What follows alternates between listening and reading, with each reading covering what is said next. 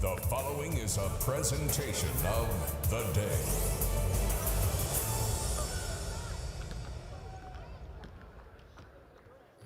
After a long and grueling season, the road to the sun will finally come to its end.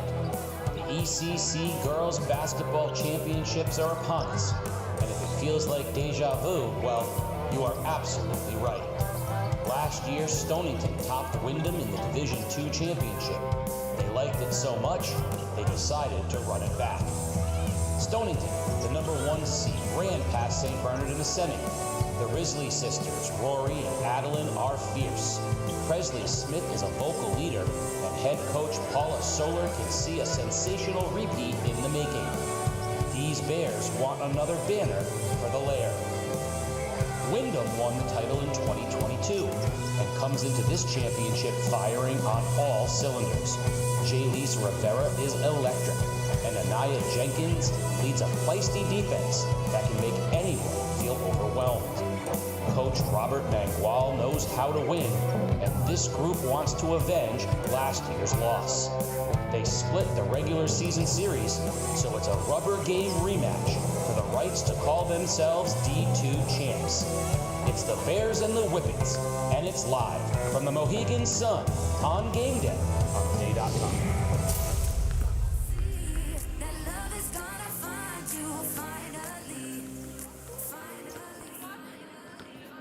It again, Sam, and the rematch of the last year's Division II Girls Basketball Championship is upon us. The #1 Stonington High School Bears and the #2 Windham Whippets will do it all again. Stonington, of course, is solar powered. The Whippets like to run, and something's going to give the rubber match for these two teams this year and a rematch of last year. All the action, of course, live on Game Day. Game Day is brought to you by Waterford Dental Health. All that's good begins with a smile. At Waterford Dental Health, your smile is important to us. Your personalized dental care is what we want for you. Visit us at waterforddentalhealth.com, 177 Boston Post Road in Waterford. All that's good begins and ends with that perfect smile at Waterford Dental Health. Casey O'Neill along with the coach, Chris Giusti, and, you know, this feeling of deja vu, well, certainly we've seen this matchup before. We're going to see it again, the Bears and the Whippets. Yeah, I believe it was Herman's Hermits who said it best. Second verse, same as the first. Or let's run it back. As you said, Casey, you know, two teams that are no stranger to one another. One likes to run, the other one has a lot of size. So we like contrasting styles. It gives us something to talk about, to debate, see what kind of moves each coach should make, and we're in for a good one tonight. Speaking of a good one, the sports doctor's always lurking when we're at Mohegan Sun. Sports doctor, where you at?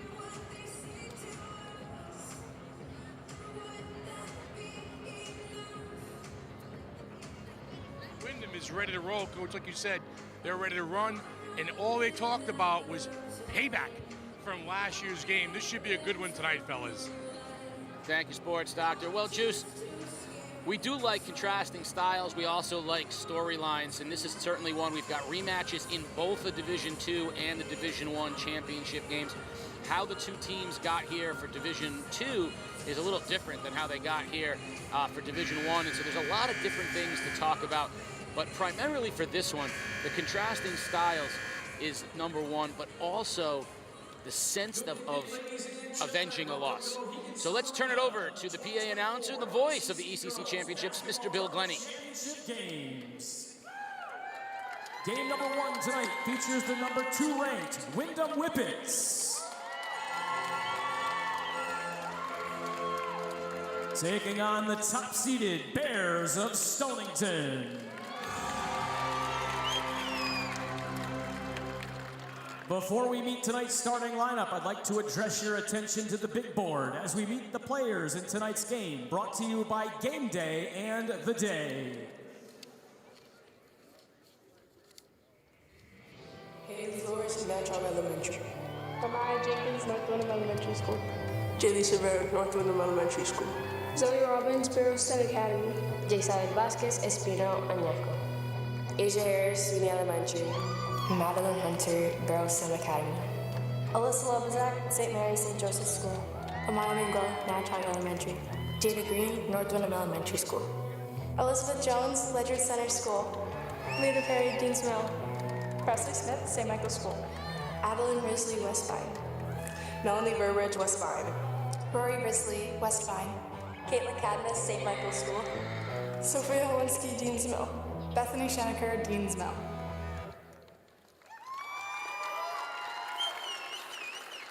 Now, ladies and gentlemen, let's meet our finalists. First, we begin with the number 2 seed in Windham.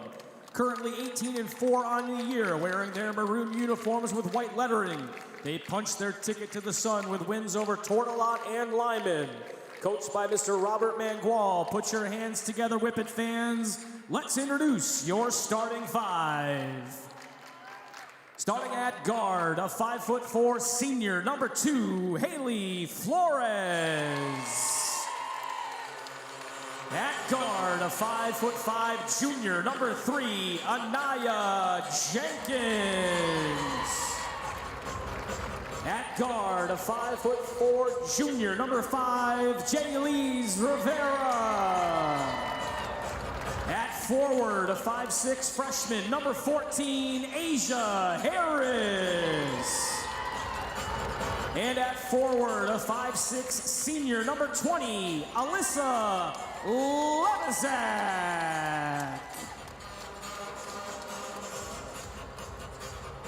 This brings us to the top seed in Stonington, wearing their home whites with brown trim, knocking off Griswold and St. Bernard's to earn their trip to Mohegan.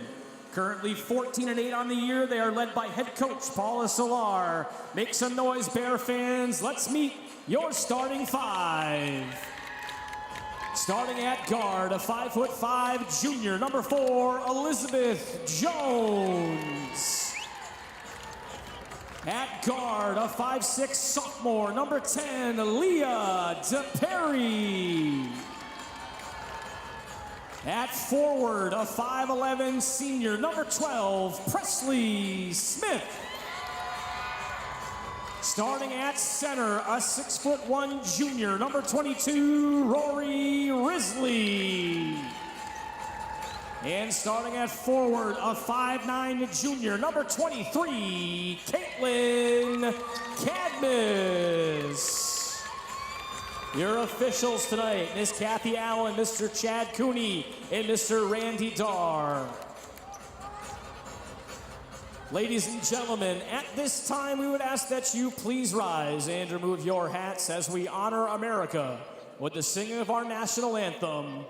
Tonight's anthem is being performed by Stonington High School students Evan Anderson and Kate Stachin.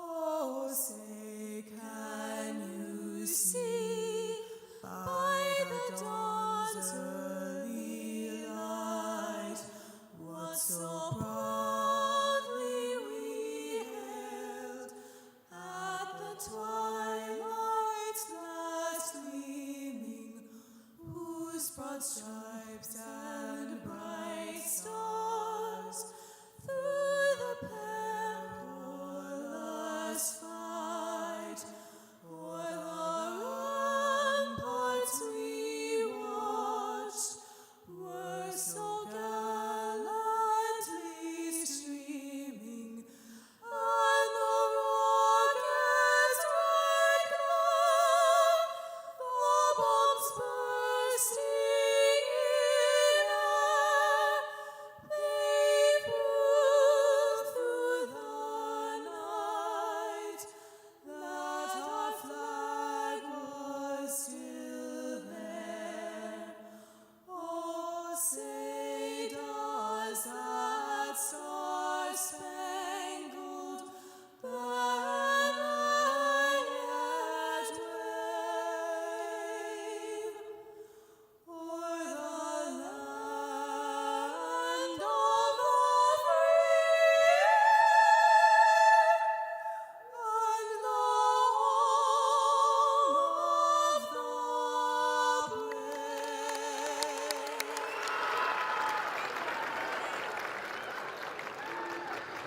Beautiful job, national anthem, Stonington High School. Second thing that I love right after the national anthem, you know what I like? After a nice rousing rendition of the anthem, I like some freshly squeezed juice. So what is or are the keys to tonight's game? Okay, Casey, for Stonington, middle magic. Be patient on offense, get the ball to the middle and attack inside. Bear on the boards, get second chances with offensive rebounds and limit Windham to one shot. And make them dribble. Can't let Windham get open threes, close out on shooters, and make them dribble the basketball. For the Whippets, be quick as a Whippet. Push the ball up court, and don't let Stonington settle into their half-court defense. Bull market. Can't let Stonington out-muscle you for loose balls and rebounds. Box out and dive on the floor. And long-range accuracy.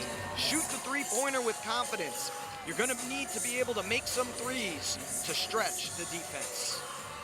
Rare that we see the shortest player on one team is the tallest player on the other team. But Stonington comes in 6'1", 6 feet, 5'10". You know, Windham, no one really over 5'5", 5'6". So talk about contrasting styles. Can Stonington assert their will with their size? And you know the Windham defense, right there we see it. Windham defense drives everything. They can make life miserable with those quick pestering guards. Yes, the Whippets start man-to-man with intensity. Flores brings the ball up. The senior guard. Baseline, drive, no good for Ledyard. Windham hustles the rebound. And in the other direction, DePerry with the ball for Stonington. It will be about how Stonington can handle the basketball. Getting those entry passes will not be easy. Windham's going to pressure the ball at all times.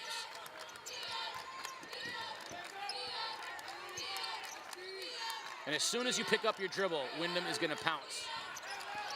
Nice drive to the basket. Left hand doesn't go by DePerry. Rebound to Jenkins. Quickly up ahead to Lebysak. Stonington also man-to-man.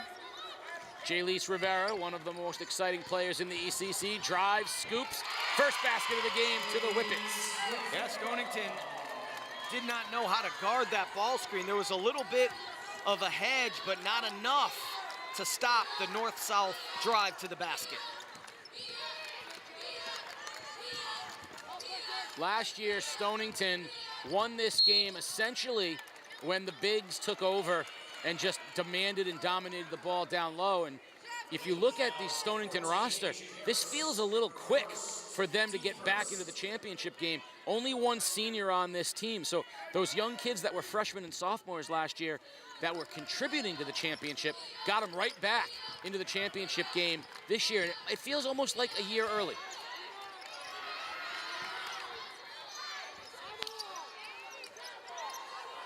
Risley up top. Jumper is good for three from DePerry. Stonington kind of didn't know what they were going to do that time, and DePerry said, I'll take it. Flores, floater, a little strong. And tracking it down was Presley Smith, but she was on the line, so Windham will have the basketball. Yeah, back to what you were talking about, Casey. Windham also has much of their team back from last year. It's not an old team by any means either. They have a couple seniors out there, but they have a lot of younger players, and they're starting to build something up there in Willimantic. I mean, I hate to say it, but this could be the game again next year. Yeah. I mean, this is really, we said it last year that these two teams, I feel like Windham expected to be here. I don't know if Stonington expected it, but they've had a year all around. Getting to the basket and drawing the foul is Asia Harris. And talk about the future of Windham. She's a freshman who has made huge contributions to the team. And you see right there getting to the line early for the Windham. Yeah, and last year I thought that Windham fell in love with the three and it wasn't going down, and they fell behind, and they really didn't have any way to kind of come back without making some threes. This year they've made a concerted effort so far to go inside. 1 of 2 Smith to DePerry. DePerry taking it all the way to the basket, picks up her dribble and travels. And that was a good job for Rivera, kind of staying with it after she was initially beaten off the dribble. Yeah, both teams still trying to feel each other out, get the sense for how quick that defense is going to be.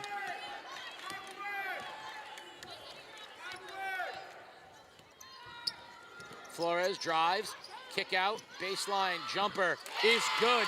Lebezak knocks it down. A good drive and spray that time from Flores. It cut off the lane. She didn't throw up a wild shot. She made the good decision. And it's funny, I think we said last year that Stonington, if they had the point guard, or one of the guards, a long three from Elizabeth Jones. We said if Stonington had one of the Whippets guards and the Whippets had one of Stonington big, they might both be unbeatable. Yeah. And we're seeing Stonington trying to incorporate those young guards. And Windham getting to the basket at will. There's Flores.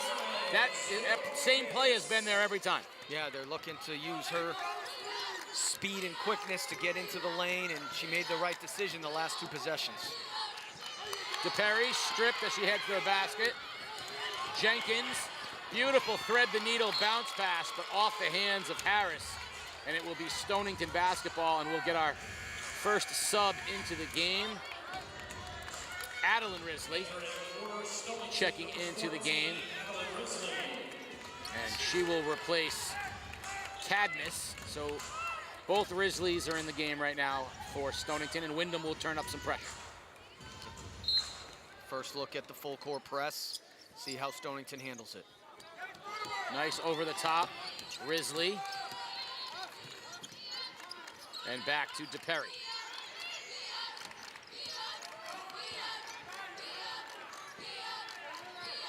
Jones picks up her dribble.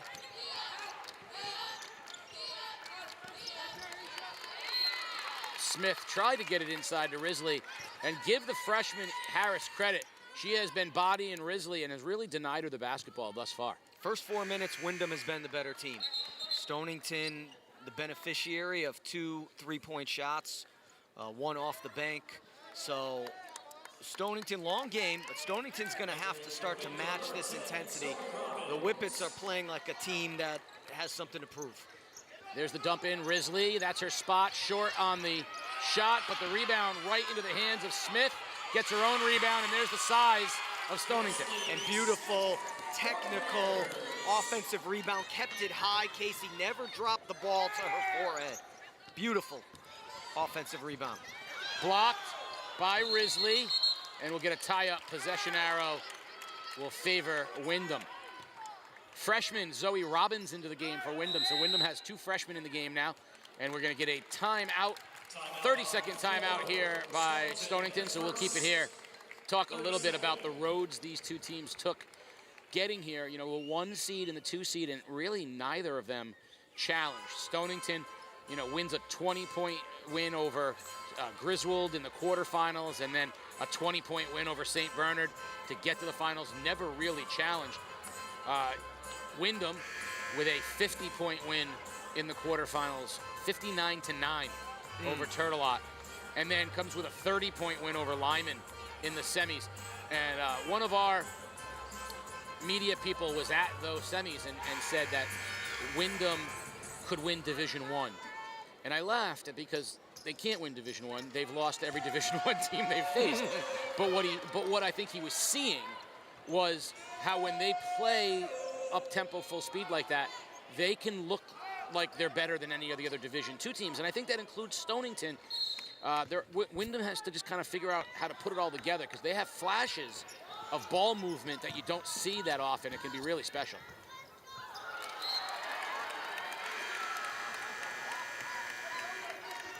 Re-entering for Stonington, number 23, Caitlin Cadmus.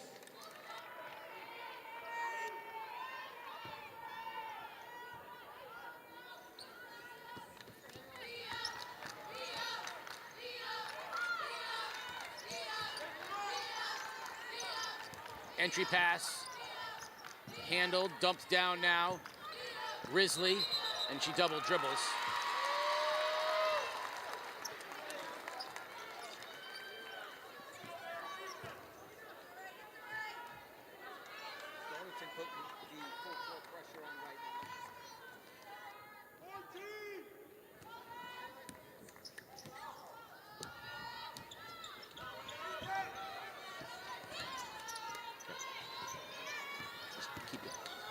Baseline drive, no good.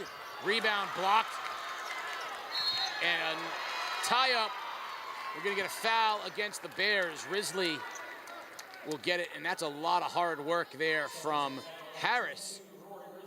And Harris will go to the line and she'll shoot 2.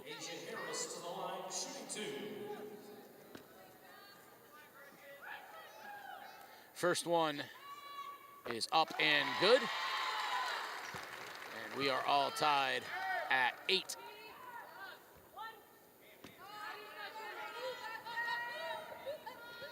Second one is up and friendly roll for Harris. Puts Whippets on top by a point.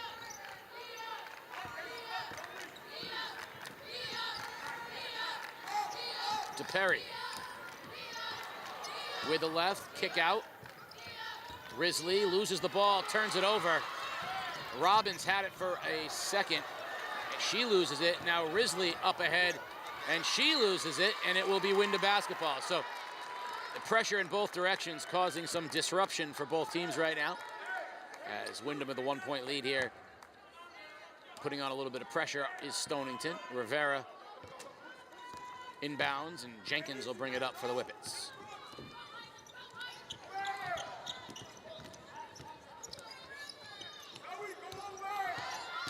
Drive, floater in the lane, and the soft touch for Jaylise Rivera.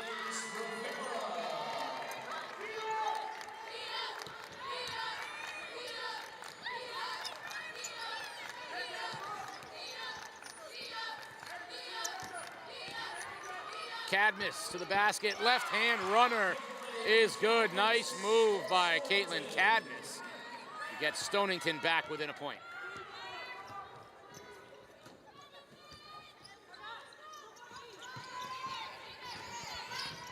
Into traffic, and we're gonna get a foul there, and I'm not exactly sure how you call. I don't know what, I mean, Stonington stood there with their arms in there. I'm not sure how that's what they saw, but give Aisha Harris credit, because Harris has been to the line now a handful of times, getting to the basket against the bigger Bears. Yeah, super impressed with the Whippet game plan. They have come out looking to attack. They're not gonna fall in love with the 3. They're not going to settle for those 3-pointers. They're looking to attack, running dribble handoffs, trying to run any kind of movement on the perimeter to get a mismatch with their speed. What advantage do they have, Casey? Speed. So whatever they can do to make their speed a factor in this game, they're going to try to do. Back to what we were talking about before we had some technical difficulties was how good Windham can look in spurts, because of the kind of basketball they play. Up-tempo defense, run the floor, great ball movement. They can look like a team that can just overwhelm you, and I think they did. They overwhelmed 2 opponents leading here. It's tough to do that against Stonington because you see every time Windham goes to the basket, it's a challenged shot. So even though they're getting to the line, it's very difficult to score inside.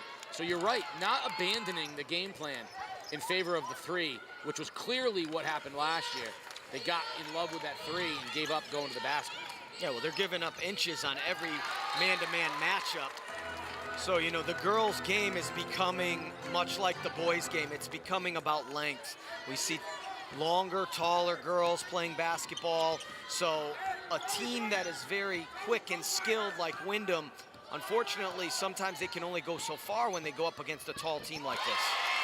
Look at the freshman, Zoe Robbins, drive with the left. We should mention that Jada Green, another freshman for Windham, is also in the game. So Windham now with their 3rd freshman that they've had on the floor at the same time. Strip. Stonington gets the fortunate bounce, but Windham with that 4-point lead right now, turning up the defensive pressure. Good screen, but Risley can't get it to go. Excuse me, Jones can't get it to go. Rivera coming the other direction. Little floater over the top of Risley, no good, out of bounds, and it will be Stonington ball. Amaya Mangual checking into the game. That is now the 4th freshman that Windham has put into this game. So right now on the floor, you've got Robbins is a freshman, Mangual is a freshman, Green is a freshman. So you got 3 freshmen and 2 seniors on the floor right now. So you're saying the future is bright, Casey? I'm saying you're right. These are young teams in both directions. Strip, by Flores. Flores in the other direction. Three is up and wild as we're under 40 seconds, but a nice athletic play by J-Lees Rivera, and it will stay Windham ball. Those are the plays that win championships. Air ball three, that should be a Stonington possession, but Rivera says, I'm gonna hustle it down, throw it off the defender, and get another possession. Good inbounds pass. Great defense, however, from Smith. Give Presley Smith credit, forced the freshman to travel. I don't think that she was ready, Green was, for just the length when Smith went straight up. It was like, oh wow, I got to do something with the ball here, and she traveled. Yeah, perfect play design, just the length affected the shot. Gotta be careful picking up your dribble. Nice dump down to Risley. Turns no good, but on the spot, Presley Smith. Just the length of Stonington. It seems like Windham should be up more. They're only up 2. Flores turns it over. Stonington. Shot clock and game clock hits 0. We're at the end of one, a 2-point Windham lead. Back and forth action. Second quarter coming up. You're watching Game Day live on theday.com. Here at Game Day, we're proud to bring you unrivaled video coverage of local high school sports. All of it free for you to watch. These videos are not free for us to produce, though. If you'd like to ensure that we can keep covering your school and your teams, there's a few ways that you can support us. Go over to patreon.com/theday and sign up to make a small recurring contribution.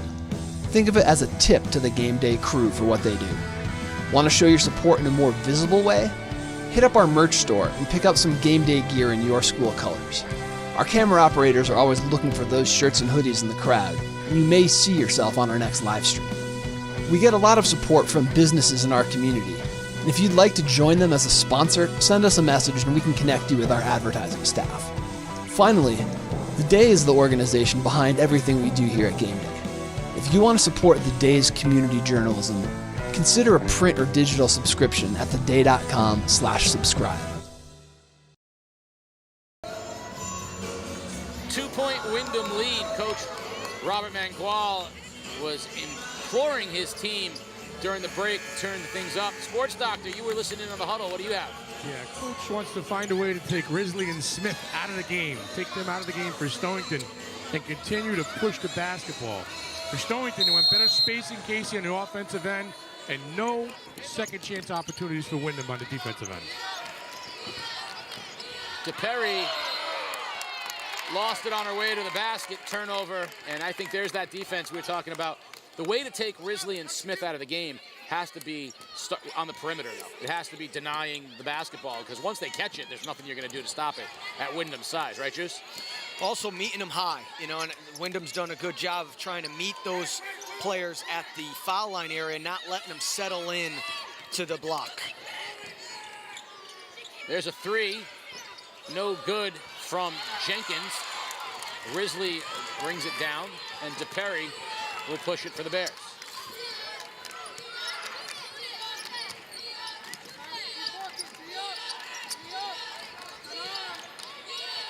Trying to dump it into Risley. We're going to get a foul on Asia Harris. Give Harris, the freshman, credit. She's been battling with Risley, and I think that time had good position. That's what Coach Mangual is saying. He's saying she had position. That, you know, it's not our fault that they tried to force it in. That's a great double from Jenkins, but they're going to get her on the reach. Yeah, the strategy is really sound. They're fronting the post with smaller guards, with smaller players, but they're also applying ball pressure to the perimeter player. So that combination is going to make it tough for Stonington to get the ball inside. There's a nice dump down. Risley spins, baseline, no good. Rebound brought down by Rivera. Good defense that time. Rivera's going to get bumped by DePerry, and DePerry will draw the foul. Now, I think it's a great, not only is it a good strategy, it's also understanding what your opponent, where their talent lies, because if Stonington had a point guard like Rivera, or someone who could handle with the speed of a guard, that she has. That is very difficult to do because one step, she's gone, and now your person's got, space, and it's going to be a 2-on-1 game all day. But they know that Stonington doesn't have that type of guard, right? Perry's a little more deliberate, and so they can apply that ball pressure and front. I think you're right. It's, clearly a well-scouted plan by Coach Mangual. And the one thing that Stonington couldn't afford to do, well, two things. Number one, they couldn't turn the ball over. And number two, they had to limit Windham to one shot. So, right now, a lot's going Windham's way, but the scoreboard doesn't really indicate that. So Stonington's, right in this game, long time to go. Flores, picture dribble up, kicks, heading to the basket. No good from Green, but rebound to Lebysak, and now Flores gives it another go and chases down the rebound. Hustle points for Jenkins, but after all that, it's out of bounds, and it'll stay Windham basketball. And that's part of the reason why it's only a 2-point lead. Windham is not able to capitalize on a lot of these second chance opportunities right now.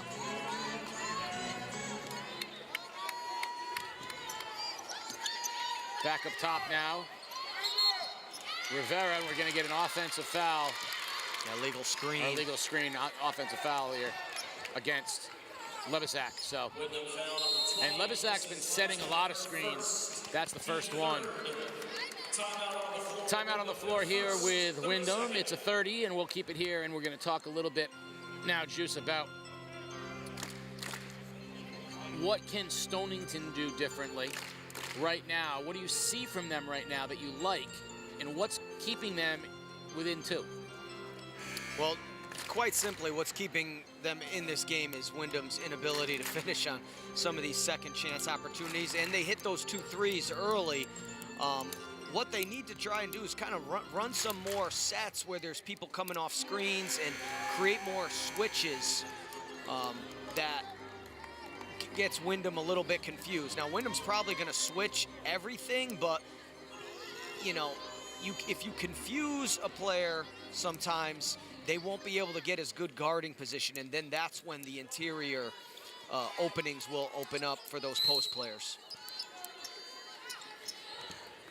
Stonington down 2 with the basketball here. See what happens off the timeout. We'll find out what was said in the timeout momentarily, but a long 3 from DePerry, no good. Rebound tipped around and finally comes down to Windham. Sports Doctor, you were in there on the huddle. What did you hear?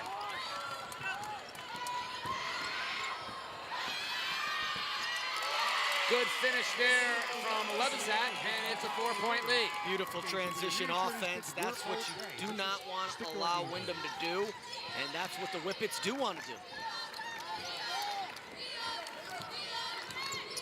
See, that little ball screen right there does create opportunities. Risley was open there. They didn't see her. Good entry pass to Risley, but shut off quickly. Back up top now, Jones. Long 3 for Jones is short.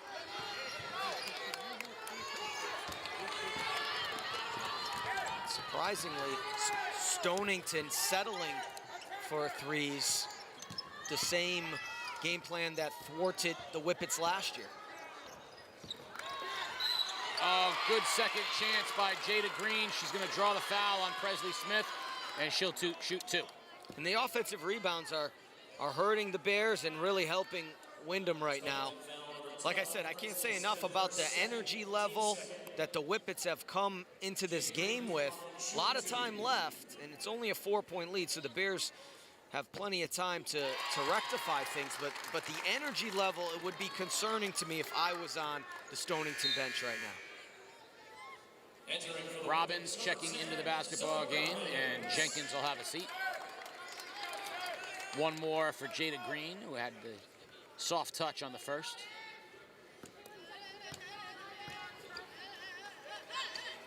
Second one is good. Soft touch again from the freshman. Biggest lead of the game for Windham is 6.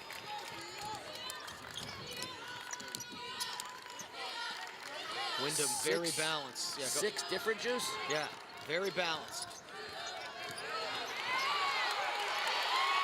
Great job, Windham, turning off the entry pass. And great defense again, really not letting Stonington get to the basket. But the ball screen, once again, did create space. I think Stonington has to just take what the defense gives you, land on 2 there, and you got a little 7-foot shot. Shot clock to 10. Nice drive to the basket, but a block from Rivera. Shot clock down to 5. Smith, 3, 2, 1. Did she get it off? It was in time, but it doesn't go down, and now Flores pushing for Windham. Oh, good job. Jones stepped into the pass. Up ahead, she goes to Cadmus. And finally, Stonington breaks the run and gets back to 4. And Levisak was shaken up 2 possessions ago. She's battling through something. Coach Manguel's trying to get a sub for her. Well, she's been setting these screens and getting banged left and right. Nice drive to the basket, Zoe Robbins. I've been very impressed with the freshman. She scored with both hands on drives to the basket. Dump down to Smith. Good defense from Rivera, and Flores pushing it ahead. Stonington's tired. Good hands from DePerry, but right now the Bears, I think, might need a breather. And this substitution pattern from Coach Manguel is paying dividends right now.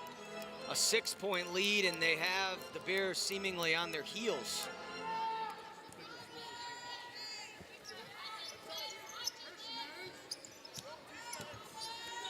Long 3 is up and short, rebound to DePerry. Yeah, this is a bigger floor, so a little more room makes it, you know, even harder to get up and down the floor. Smith at the high post. And a travel by Cadmus. Yeah, see, that high post entry handoff, that's not going to work against Windham. They're too quick. You're going to have to create some space with screening, whether that be screening away from the ball or continuing to set those ball screens. But the 5-out motion, pass and cut, Windham is too quick right now. You're not able to create any separation running that offense. Freshman, screen, freshman. Pick and roll, freshman. Basket no good, but she'll go to the line. To be clear, Zoe Robbins, Jada Green just executed a perfect pick and roll. And, you know, that's well done for people in college. And that was 2 freshmen doing that. I know at the end of the year, but the point I'm making is the bright lights of the sun are not too bright for these kids. And Wyndham's been doing it all night long. Stonington's got to get to the drawing board and adjust what they're going to do on that ball screen. With all that length, you might want to think about, you know, blitzing it. What we call a blitz is double teaming the ball handler when they first come off that screen. Just make sure you have help inside, because I don't know if Windham will be able to make that pass if you double it right off the ball screen. 8-point lead now for Windham, and Green showed an excellent touch from the line. Good screen up top. DePerry has to pick up the dribble. High-low. There's the dump down. Risley. That's the way it's supposed to be done right there. Cadmus, great pass to the left side for Risley to use the left hand. First basket for Rory Risley. And Windham comes back and continues the pace, a little rushed there, but the pace is good. Some coaches believe that a turnover like that is not a bad turnover because you're continuing to create and control tempo, and it's a dead ball turnover, so you set up defense. Good hands from Robbins, but official Kathy Allen says still Stonington ball. The officials, by the way, are Kathy Allen, Chad Cooney, and Randy Dare. I mean, I could see how anybody would say that this Windham team can hang in Division I because their ball pressure is excellent. So unless you really have a very skilled ball handler, they're going to give guards trouble. Good ball movement. I like that they didn't give that shot. Getting to the basket is Adeline Risley, and she'll shoot 2. Foul is going to be on Jalise Rivera. I think people forget how good Fitch, New London, right?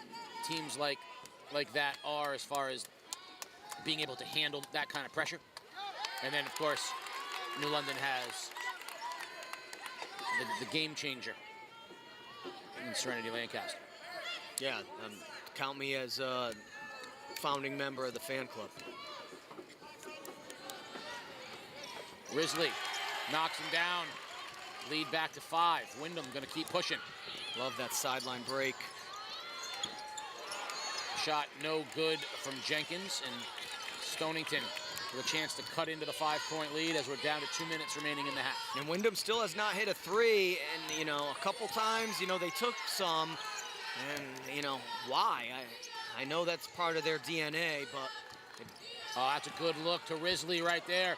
I think she could have gotten to the basket, too.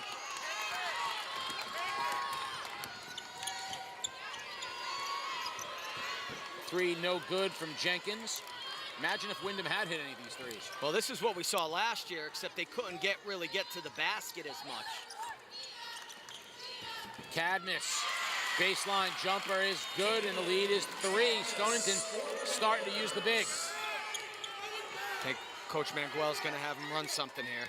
But Stonington has gone to that 3-2 zone. We saw it last year, and it really gave the Whippets some problems. This length in this 3-2 zone creates issues for passers. 10 seconds on the shot clock. Rivera. Robbins. Rivera is going to have to launch the 3. No good. Risley with the rebound. Good defensive set that time for Stonington.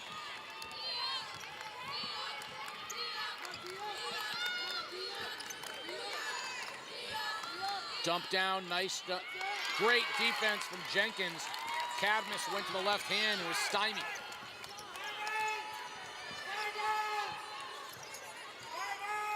He wants 5 out.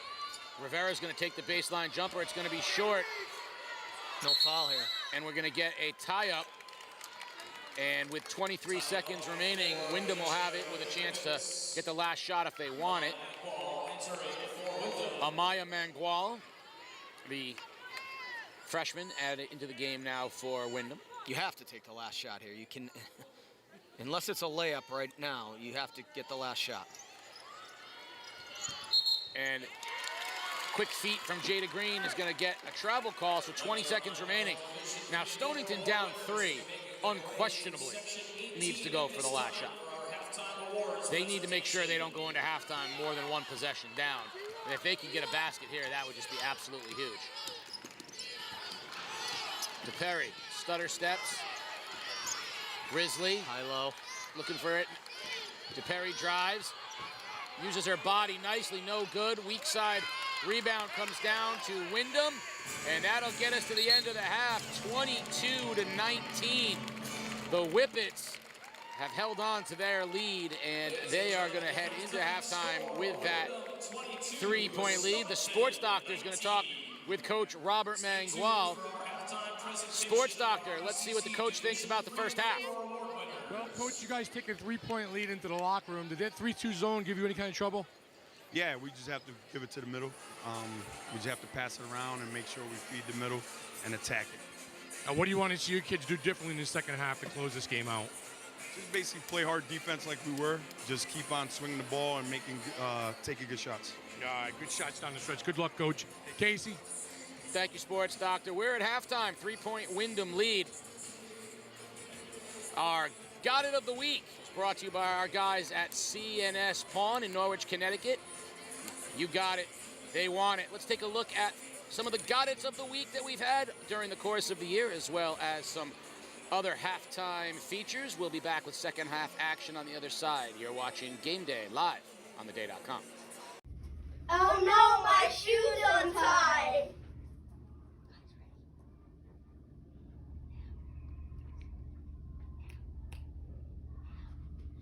Got it! Do you got it? Yes! Got it! Got it! Got it! Got it! Rodiger, straightaway 3. Got it! Hey! Got it!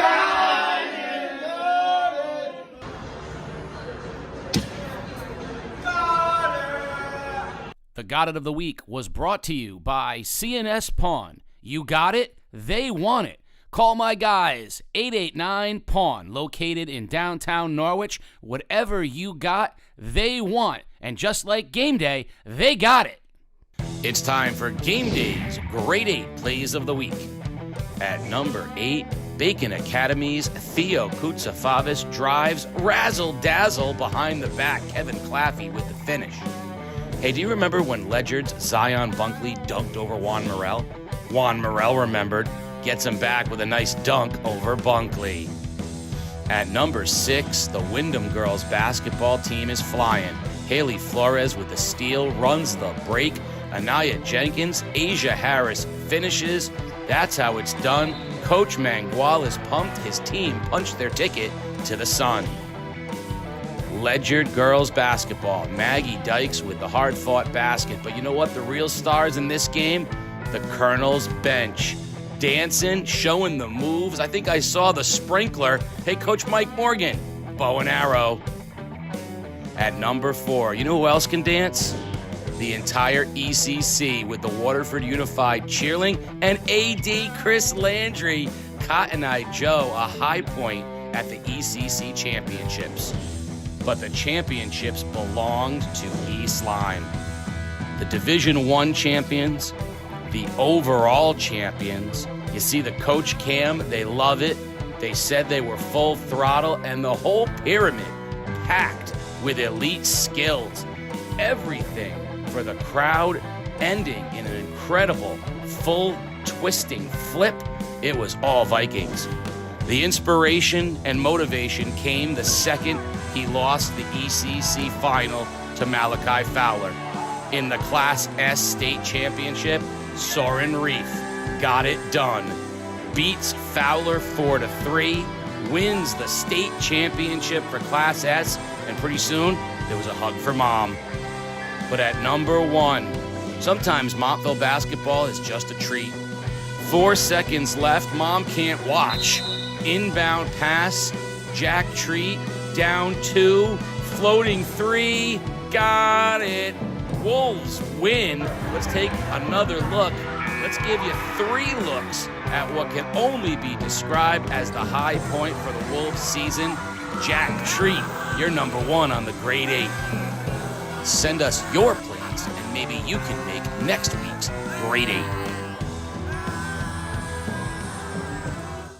Being part of a great community is so important. People helping and supporting others can be very uplifting and contagious. At Philomena's Restaurant, that's exactly what you get. It's the community hub for not just Waterford, but all of southeastern Connecticut. Birthday parties, anniversary dinners, weddings, sports banquets, a drink with friends, and of course, charity events. Philomena's has been, is, and will always be there for the community. Celebrate and support southeastern Connecticut at Philomena's. Philomena's, Utopia Plaza in Waterford.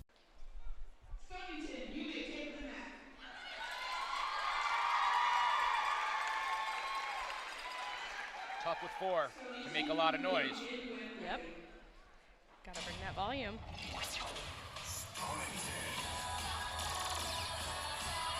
Fun transition to start it out. Round off handspring right to the front with beautiful technique. And a toe touch back handspring.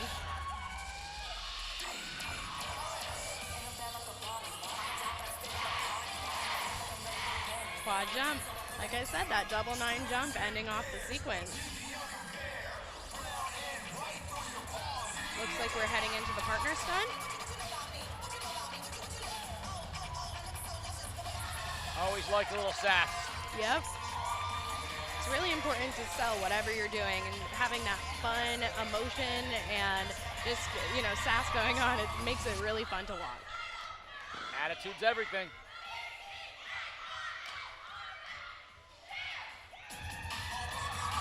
A lot of volume for a team of 4. Single base with heel shred showing that flexibility up to prep. Coach like that one.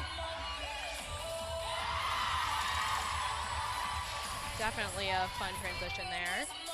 We have some tumbling going on.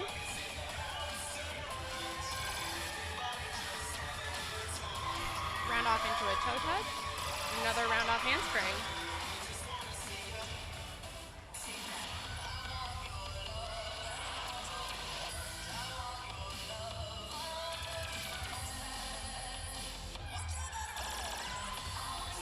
Building a pyramid. Impressive with only 4 people on the mat. You can't go wrong with Lady Gaga. Nice hitch there.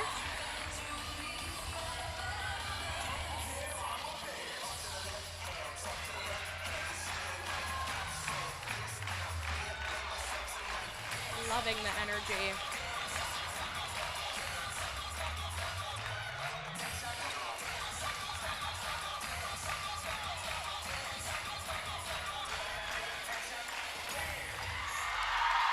Oh, the Bears brought it. They are pumped. Oh my gosh, look at that. They may have had only 4, but the crowd got into it immediately. They took control. They had the crowd exactly where they wanted them. And I tell you, it'll be interesting to see if they're as excited as we are, because that was a routine that got everything out of 4 people. Oh, Sports yeah. Doctor, what do you got? Oh, I got Emily here from Stonington Cheerleading. How do you think you guys did out there? I think we did amazing. That was the best we've ever done that routine. That was awesome. I mean, you brought the energy too. S stands for super tonight, doesn't it? Not Stonington. Yes, it does. Yes, it does. We're awesome. Great job, Casey, by the Bears here tonight. We're at halftime at Mohegan Sun. The ECC Division II Girls Basketball Championship sees Windham with a 3-point lead over Stonington. Juice, let's take a look at how we got to where we are in the first half. You said, Windham made a commitment early to get to the basket. Yeah, they still haven't hit a 3-point shot. Stonington has, which coming into this game, I would have said that's not good for Windham if they haven't hit a 3-point shot. But they have controlled tempo. But the one thing I'm concerned about now going into this second half, as you see here, Windham getting to the basket, I'm concerned that this 3-2 zone that Coach Solar put in late is going to tempt the Whippets into shooting more perimeter shots, and if they don't make those, I think that plays into the hand of the Bears. I think the cries of high, low, high, low, high, low, and there it is right on cut. That looks easy, but your point about fronting the big and pressuring the ball has definitely made it a challenging effort. It's not just as simple as run high, low, because Windham's got a good answer for that. I think it's clear that in the locker room, Coach Mangual had to make an adjustment on that zone.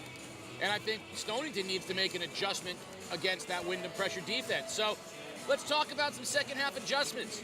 Brought to you by Casey Chiropractic, located in Colchester, Connecticut. Dr. Casey and his team are dedicated to providing quality assessment and planning for total body health from head to toe. Casey Chiropractic will work with you on moving better and feeling great.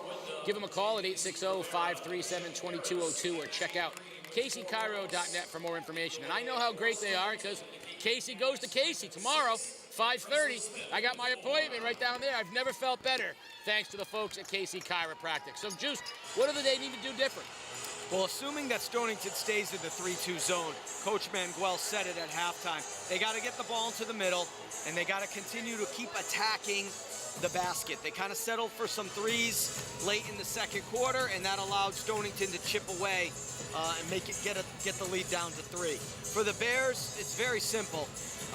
Limit the Whippets to 1 shot. I think if they are able to limit the Whippets to 1 shot, they will be able to scratch and claw and get back into this game. And then at the end of it all, Casey, whoever makes those shots down the stretch is going to win this game. And that's usually how close games are won. Who's going to make the big shot when it counts? What's interesting and makes this game a little unusual is that there are players on both teams who have won an ECC championship. So there are players on both teams who know what it takes and what it feels like down the stretch to make those plays. One thing of concern for both teams. If I'm Stonington, I'm a little concerned with, I looked tired at times at the end of that first half. And I would have to be careful about running out of gas. If I'm Windham, I got to be concerned that Stonington looked like they found both a defensive and an offensive adjustment to what I was doing. Here comes Rivera in the other direction. No one stopped the dribble, and Jay Lease went straight to the hoop. Yeah, turnovers lead to easy buckets in transition. And Stonington didn't even get a chance to show us what kind of defense they were going to play. There's the high. There's the low. There's the basket. Beautiful. Well executed. Grizzly finishes. And Stonington is going to play this 3-2 zone. Let's see if they go. If they're staying 5 out, they're going to send someone to the middle. Good hands from DePerry. Stonington's got numbers. DePerry all the way, no good. Cadmus with the rebound. She'll go to the line to shoot 2. Yeah, quite honestly, you know, I know that I talked to assistant coach Keoka Mars-Garrick at the start of, before the game for Stonington. They said they were primarily a man team, but, you know, with the struggles that the Bears had against Windham's pick and roll, high ball screen, I'm surprised they didn't go to it sooner. And now that they have, I would not get out of it. And Windham does not look like they are as comfortable against it. Jenkins brings it up the floor for the Whippets. And I would, if I'm Windham, number 5, I may be asking for a slightly larger role here in half number 2. Beautiful baseline, blocked by Risley. Lebizak had a step, but Risley closed. Open 3, Cadmus is no good. Weak side rebound from Flores. I mean, it's not a bad shot. She's wide open. It's just they've been getting anything they want inside. There's Rivera with the floater, no good, but no one's on the weak side, and Lebizak cleans it up. And that was what my key at halftime. Stonington must limit Windham to 1 shot.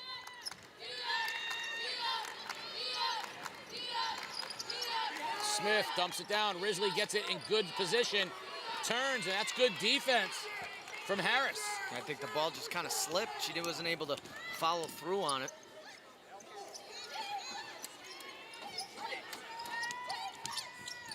Good hands. DePerry steps in, strips, going one-on-one with Jenkins. And the bank shot from the foul line is good. Presley Smith. Good trail, running the floor, good recognition to pass the ball to Smith.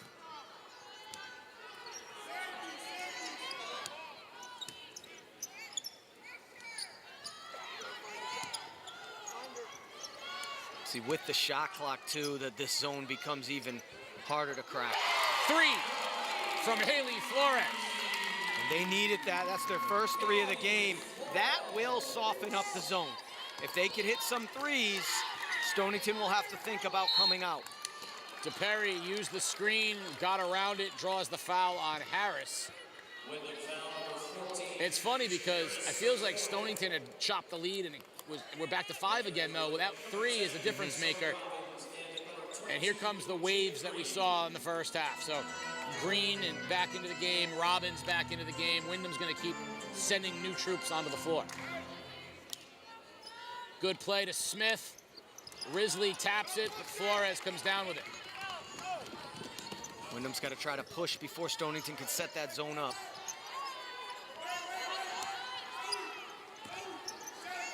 See, now once they have to settle into their half-court offense. Robbins drives all the way to the basket. Floater is good.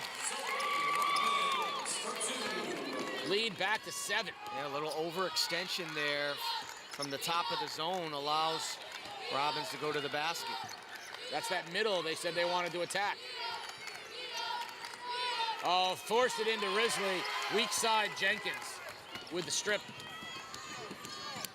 Great hands. DePerry has been fabulous with that. Lee DePerry off to the races. DePerry with the basket. So, nice, Casey. So, Stonington's going to extend a little bit here in the zone, but I don't, with the shot clock, you don't have to.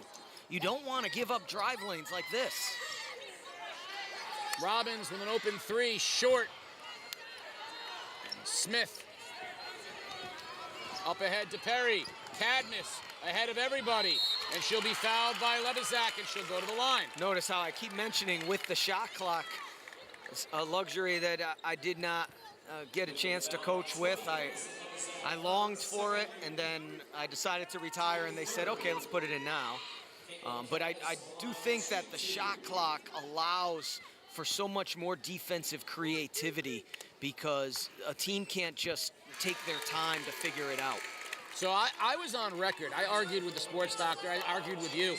I want to say I was against the shot clock. I was cautious about the shot clock because my concern was that you would rid the game of some of the great upset possibilities from teams that really stalled and used the ball and stuff. But you brought up some great points, and I've come to see it this year. With the shot clock, those teams just have a different way that they have to go about creating, and defensive creativity is one of them. Baseline jumper for 2 is good from Jenkins. Again, Stonington extending out in that zone. I'm not exactly sure why. It's allowing dribble drive lanes for the Whippets.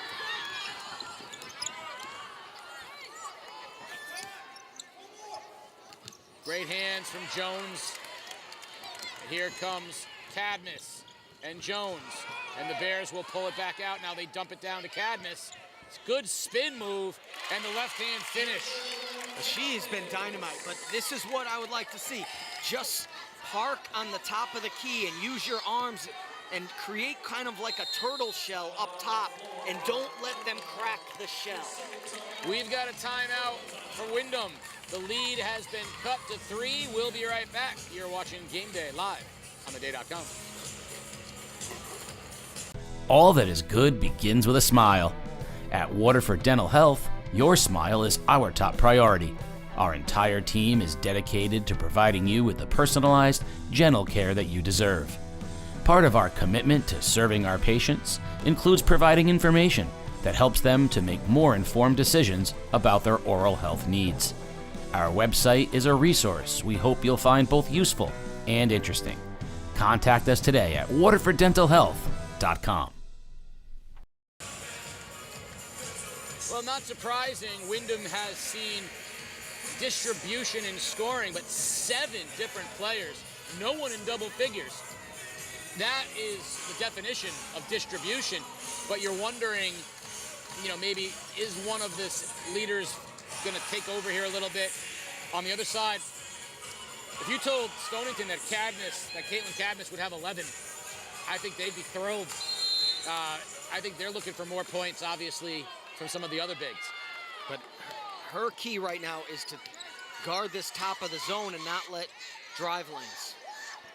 Weak side rebound there from Jones, and we're going to get a jump ball because Robbins tied her up. It'll stay with Stonington. Flores had knocked down the previous 3. It'll stay with Windham, rather. Flores had knocked down the previous 3, and that one looked like it was due to go as well. Stonington man-to-man out of the baseline, out of bounds, so they'll stay in man for the possession. Windham goes right into that weave.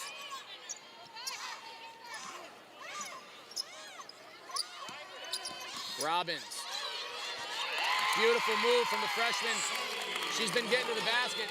Probably Windham's best at it so far.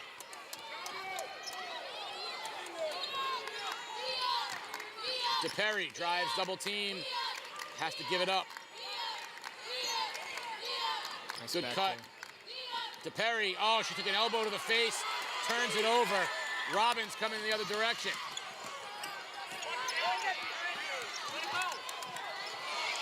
Good hands. DePerry caused that turnover. Now Jones picks up the dribble. DePerry tries to dump it down. Great hands from Rivera. Stonington's got to sprint back and get into that zone.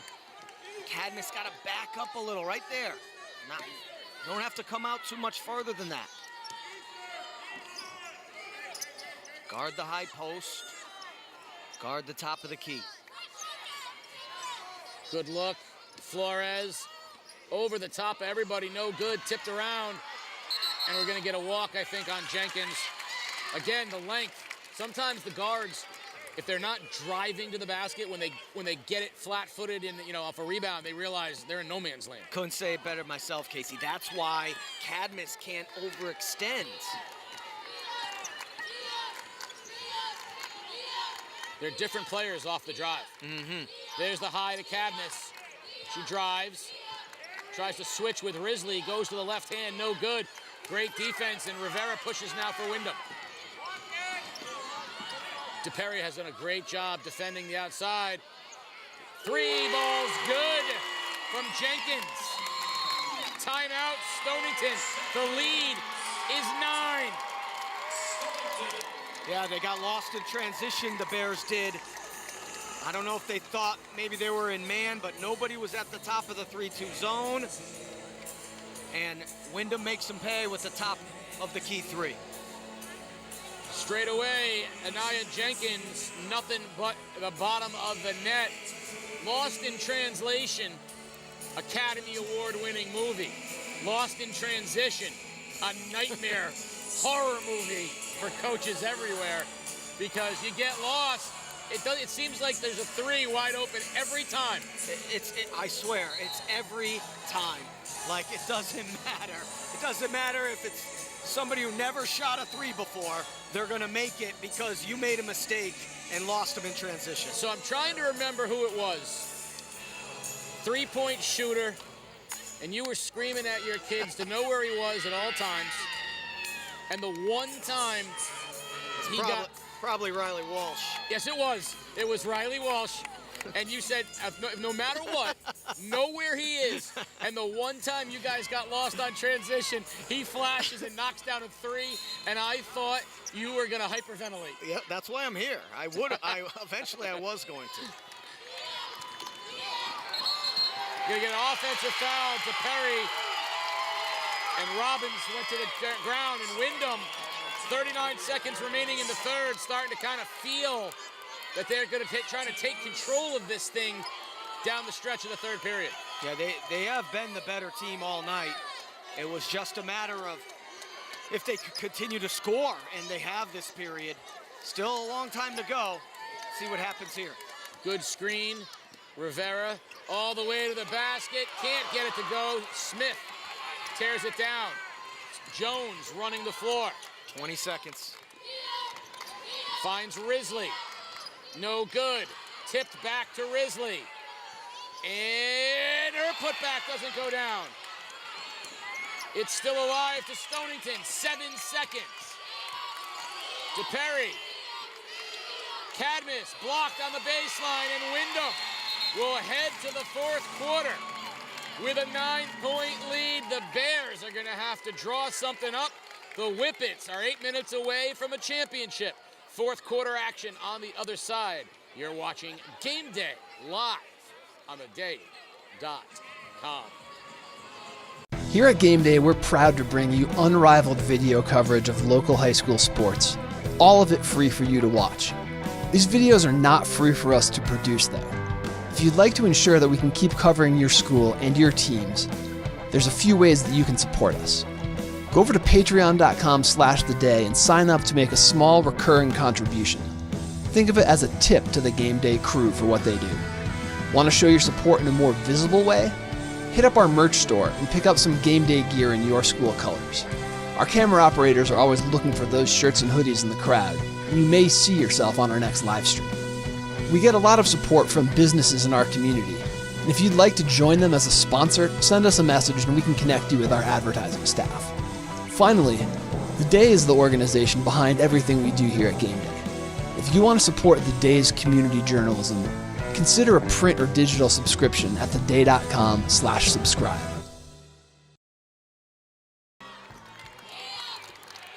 Fourth quarter underway. Stonington with a tall mountain to climb, but that's a good first couple of steps. Lead to Perry, knocks it down, draws the foul. Chance at the bonus, and a 2-possession game if she knocks it down. Yeah, high ball screen, went right to the basket. Now, Stonington went back to man late in that third quarter. Let's see what they come out with here. Looks like they're going to stay man.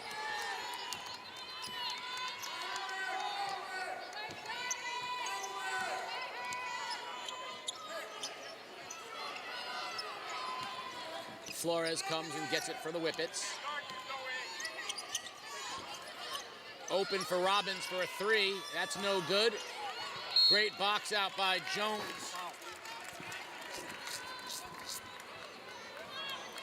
Draws the foul because of the great box out. I love that. Those could add up. Already 2 team fouls. 7:27 left in the game. Remember, the new rule this year, they shoot 2 at 5. Cadmus bringing it up. Wants to give it back to DePerry and does. Stonington really needs a good look on this possession. And they miscommunication. Robbins the other direction. We're going to get a foul on DePerry. And they're going to say basket is good. Big hoop from Zoe Robbins. The crowd loves it. She'll have a chance to get back what DePerry just got for Stonington. 10 for the freshman, Zoe Robbins. And Windham needed that because they were starting to, they missed a 3. Stonington had a little bit of momentum, and now they steal momentum right back. Just like that, it's back to 9.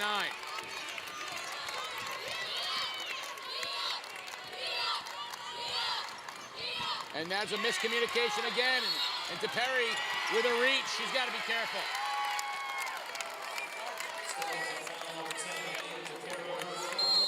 That's her 4th. Stonington with a timeout. They're going to need to talk it over. Windham, 7 minutes away from a championship. We'll see if they can hold on. You're watching Game Day Live on theday.com.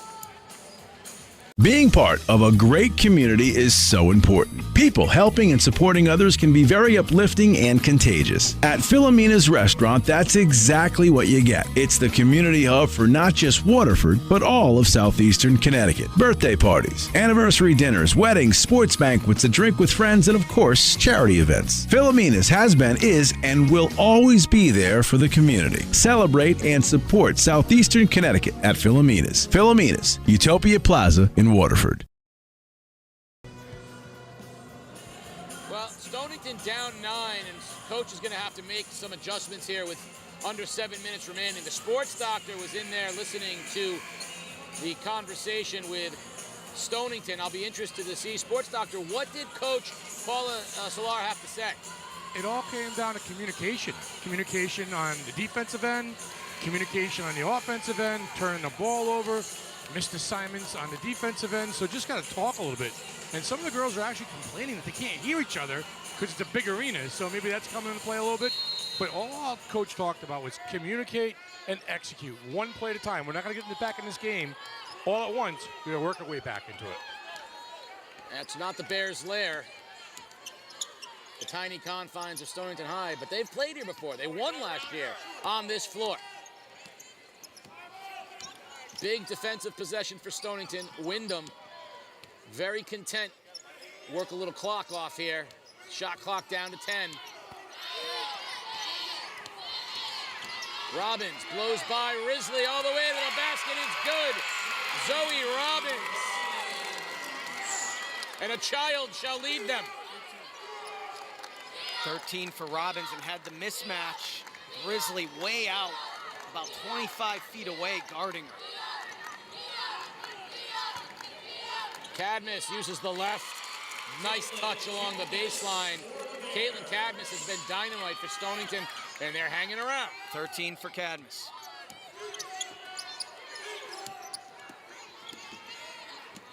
Good cut by Green. Kick out, 3, short. Good rebound, Smith. Running the floor. Jones is ahead of everybody. Can't finish with the left. But there's the follow. Is good by Cadmus. And the foul. Caitlin Cadmus has a chance to cut into the lead. Exactly what Stonington needed. 15 points for Cadmus. And she was instrumental at the top of that zone when they were playing it. She's just been Johnny on the spot all night long. And, make this free throw here. It's a 2-possession game. Back into the game for Windham is Asia Harris. She had done great work on the bigs. We'll see if she gets right back onto Risley. Stonington with a little extended pressure here. Flores drives to the basket. Beautiful move, Haley Flores. Faked the pass, got the defender to commit, and gets Windham back up 8. The foot speed is not quick enough to guard that far away. You could take a step back. Cadmus didn't get the friendly roll, and Flores, Coach Mangual says, slow it down. I mean, with the shot clock, you don't necessarily need to guard way out like that. Especially because that's Windham's strong suit. They're quick. It's gonna be hard for them to make jump shots over you. Flores, kick out, baseline Green too strong. And a bad break for Stonington because DePerry was on the end line, and it will stay with Windham. Only 2 seconds on the shot clock. Adeline Risley back into the game, giving Presley Smith a break. So what, are they gonna count this as a reset? They are, reset, 35-second clock has been reset. So they're saying DePerry had it and then dribbled it on the line. That's a big break for Windham. That's a big break. That's 30 more seconds and a possible basket. I like the poise of Robbins. And a foul on Risley on Jada Green. Third on Risley, third team foul on the Bears. Yeah, you gotta. That's not the worst foul in the world because you gotta start thinking about making sure you're in the bonus if necessary.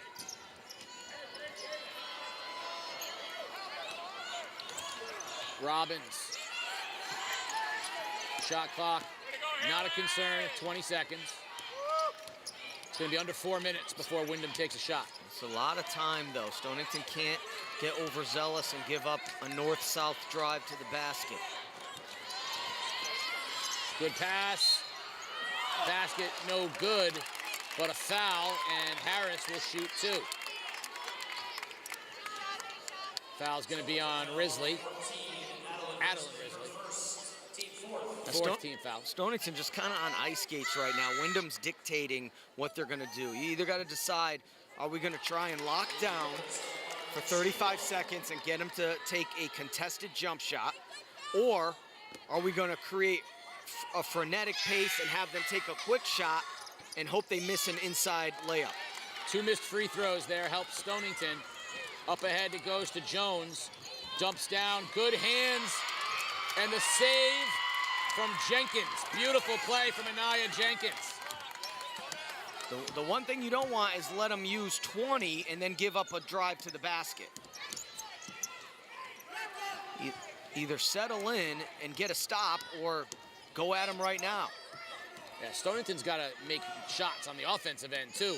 Can't cut into an 8-point lead if you don't make baskets. Yeah, that's a good point. Windham gave them 3 opportunities in a row, and Stonington's turned it back over. Just make them take a jump shot now. Good hands from Cadmus. Here comes DePerry in the other direction. DePerry all the way to the basket. Foul's called. It's an offensive foul on DePerry, and I believe that's going to be her 5th. That's going to hurt because she's their primary ball handler. She's probably handled the ball 75% of this game. So it'll be interesting to see what the Bears do, but sophomore Lee DePerry has fouled out of this one. Primary ball handler for the Bears, so they're going to have to find somebody else. And I go back to a 2-minute period where she drew 3 fouls in 2 minutes, 2 offensive and a kind of cheap frustration reach. That's what did it.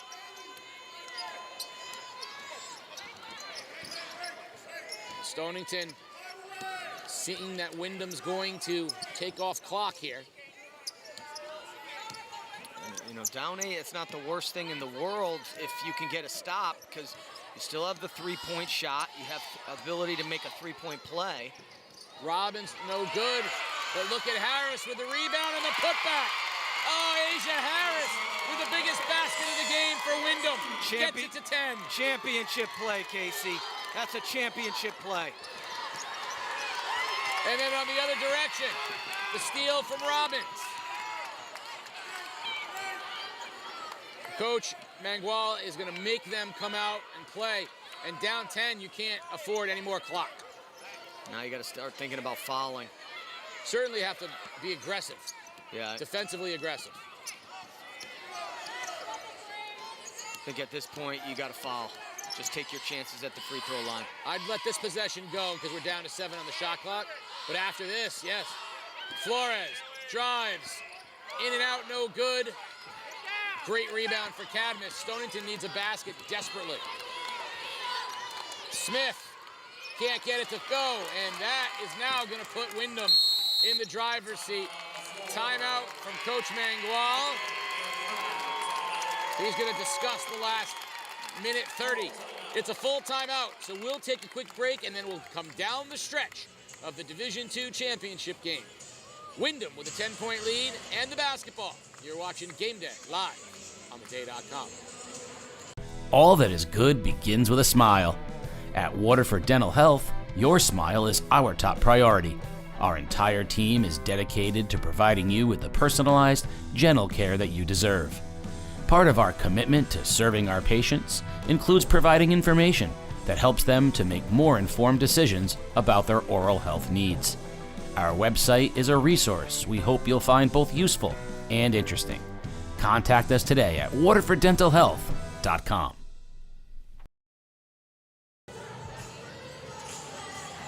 We're back. Coach Robert Mangual talking it over with his team. The sports doctor, you were listening in on the Windham huddle. What is Coach Mangual's message for them to close this thing out?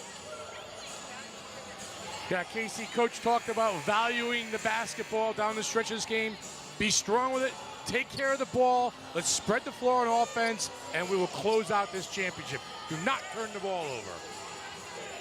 90 seconds. I think it's going to come down to free throws and defense. First things first, Stonington's going to have to foul. Down 10, a minute 30, meaning you're going to have to foul.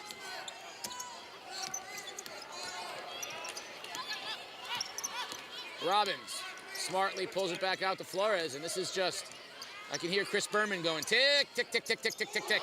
Robbins, look at the pass, and the basket by Harris. Freshmen have led Windham all night long. And a steal by Jenkins and a foul.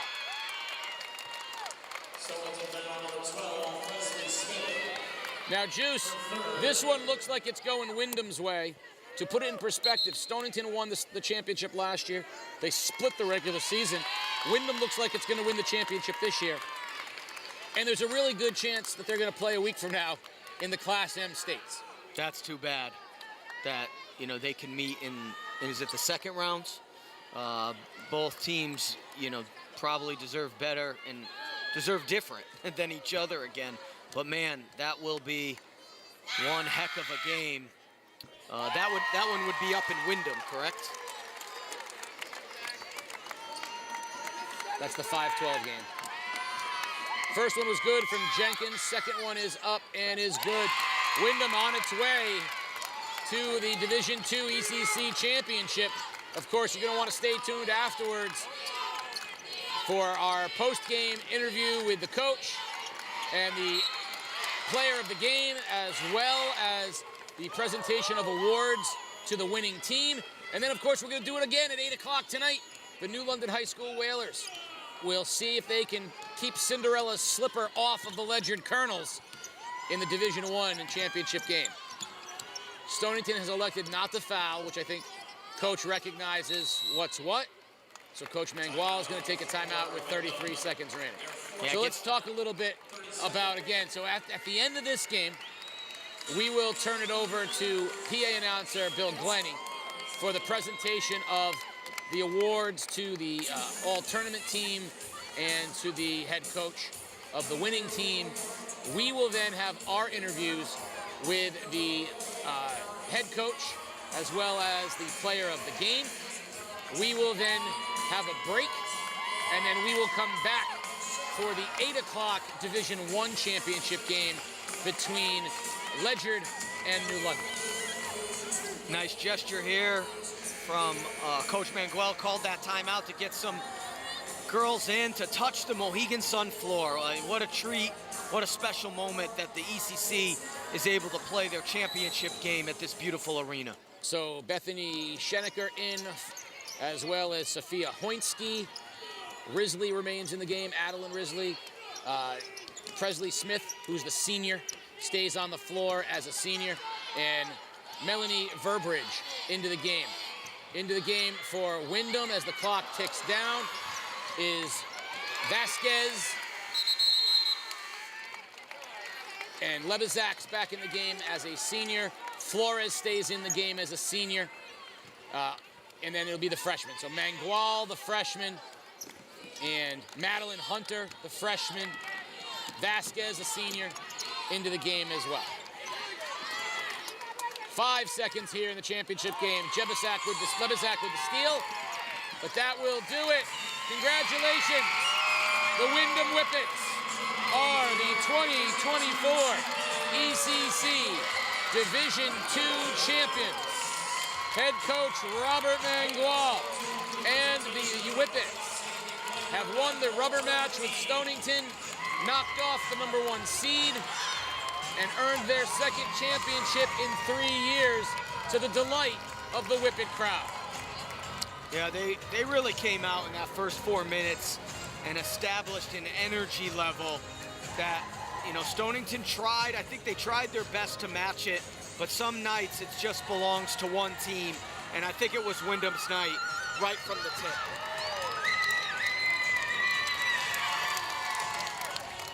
And Windham senior Alyssa Lebezak is hugging her family, now heading back over to the table. The Whippets huddled up and happy. Senior Haley Flores, senior Alana Robbins, senior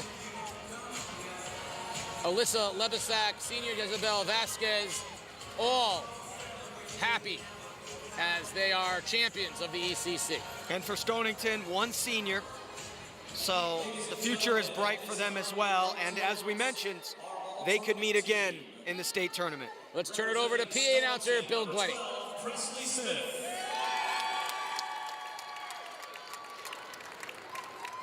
From Stonington, number 23, Caitlin Cadmus. From Windham, number 2, Haley Flores. Number 3, Anaya Jenkins.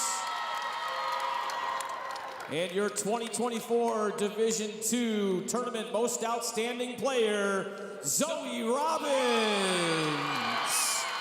How about that? Freshman Zoe Robbins, the MVP of the entire Division II tournament. So your all-tournament team is Presley Smith, Caitlin Cadmus of Stonington, Haley Flores, Anaya Jenkins, and Zoe Robbins of Windham.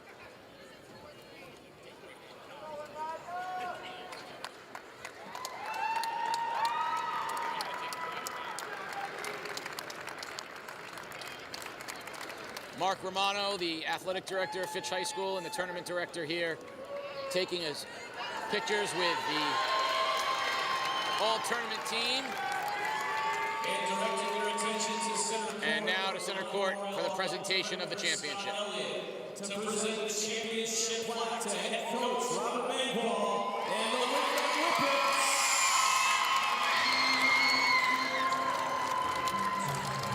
Fans, stay tuned for game number 2, Ledyard and New London, coming up at 8 p.m.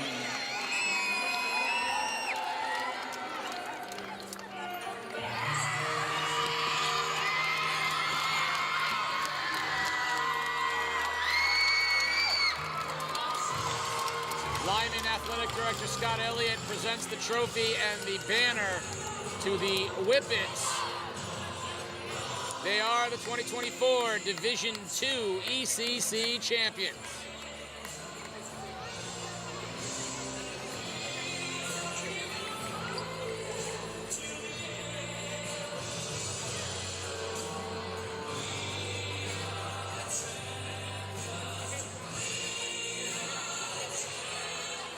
We'll take a break, and on the other side, we'll have the Oregon coaches interview with Robert Manguel, as well as the MVP of the ball game.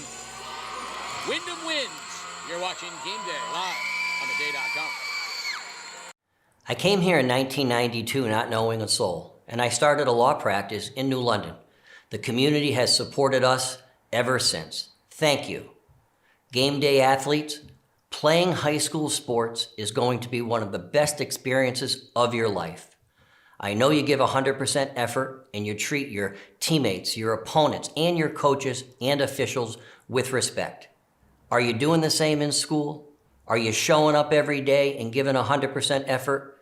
Are you giving the respect to your classmates, your teachers, and your parents? Sure, winning is great, and give it your best today when you go out on that field. But never forget, getting a good education will be the best game you'll ever play in your life. We're back. The Windham Whippets are the champions of the ECC. Let's see what Coach Robert Manguel has to say, brought to you by the law offices of Dan Horgan. Sports Doctor has Coach Manguel. Well, Coach, you guys had to wait a whole year to get this game back. How good does it feel right now? It feels great. After last year's loss, we wanted this win. I talked to the girls in the Summer League, also in the beginning of practice when we first started in November. Super excited that we won and our payback.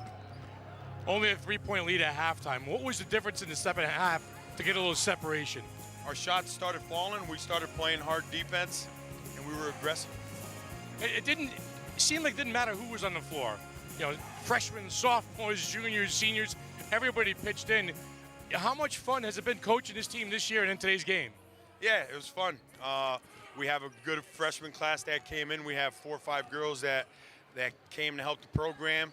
Zoe Robbins is one of them. She's a great point guard, and next year our future point guard. She is our player of the game, Zoe Robbins. 13 points tonight. Aren't freshmen supposed to be a little scared out there? I guess. How did you feel out there during the game? Did you feel like you guys had a good shot to win? Yeah, we worked hard to get here, and I feel like we earned it. Hey, Stonington's a really, really good team. Do you think it was your speed? What made the big difference out there today? We worked on the little things, and I think that helped a lot. That sounds like something Coach would say. The little things make big things happen, guys. Casey, it's John Wooden, by the way. But congratulations, Coach. Great, great victory tonight. I appreciate you. Thank you. Case. Let's take a look at how this game is shaped up. And, you know, at the end of it all, you said it, the speed of Windham, their ability to get to the basket, really was the difference maker. As much as Stonington tried that high-low and tried to use their size, you know, and we saw glimpses of it, at the end, they just couldn't keep Windham from the basketball. Yeah, and Windham hit some timely three-point shots in the second half, so any hope that Stonington had of making that comeback was thwarted. Here that Stonington was able to create some turnovers in that 3-2 zone and kind of get some breathing room, but Windham was able to hit some perimeter jump shots, and that was able to keep the lead in arm's length. It was really never into that situation for Windham where they needed a basket. They always had breathing room, and I really love the concerted effort that the coaching staff and the team made to go inside early against the height advantage that Stonington had on them. They weren't going to play scared. They weren't going to rely on the perimeter jump shot. They were going to attack early, and here you see when they are able to get into the lane, they were able to draw the big off of the block, make the right decision, and get layups inside. Terrific effort from the Whippets tonight. At the end of the day, the first rematch is in, and the Whippets are your D2 champs. In about 28 minutes, you're going to want to be back here again because the New London High School Whalers will try to go back-to-back as well. They're taking on the Cinderella, number 6, Ledyard Colonels, in a rematch of last year's Division I championship as well. So come on back for the Division I championship game live from Mohegan Sun. You're watching and will continue to be watching Game Day live on theday.com.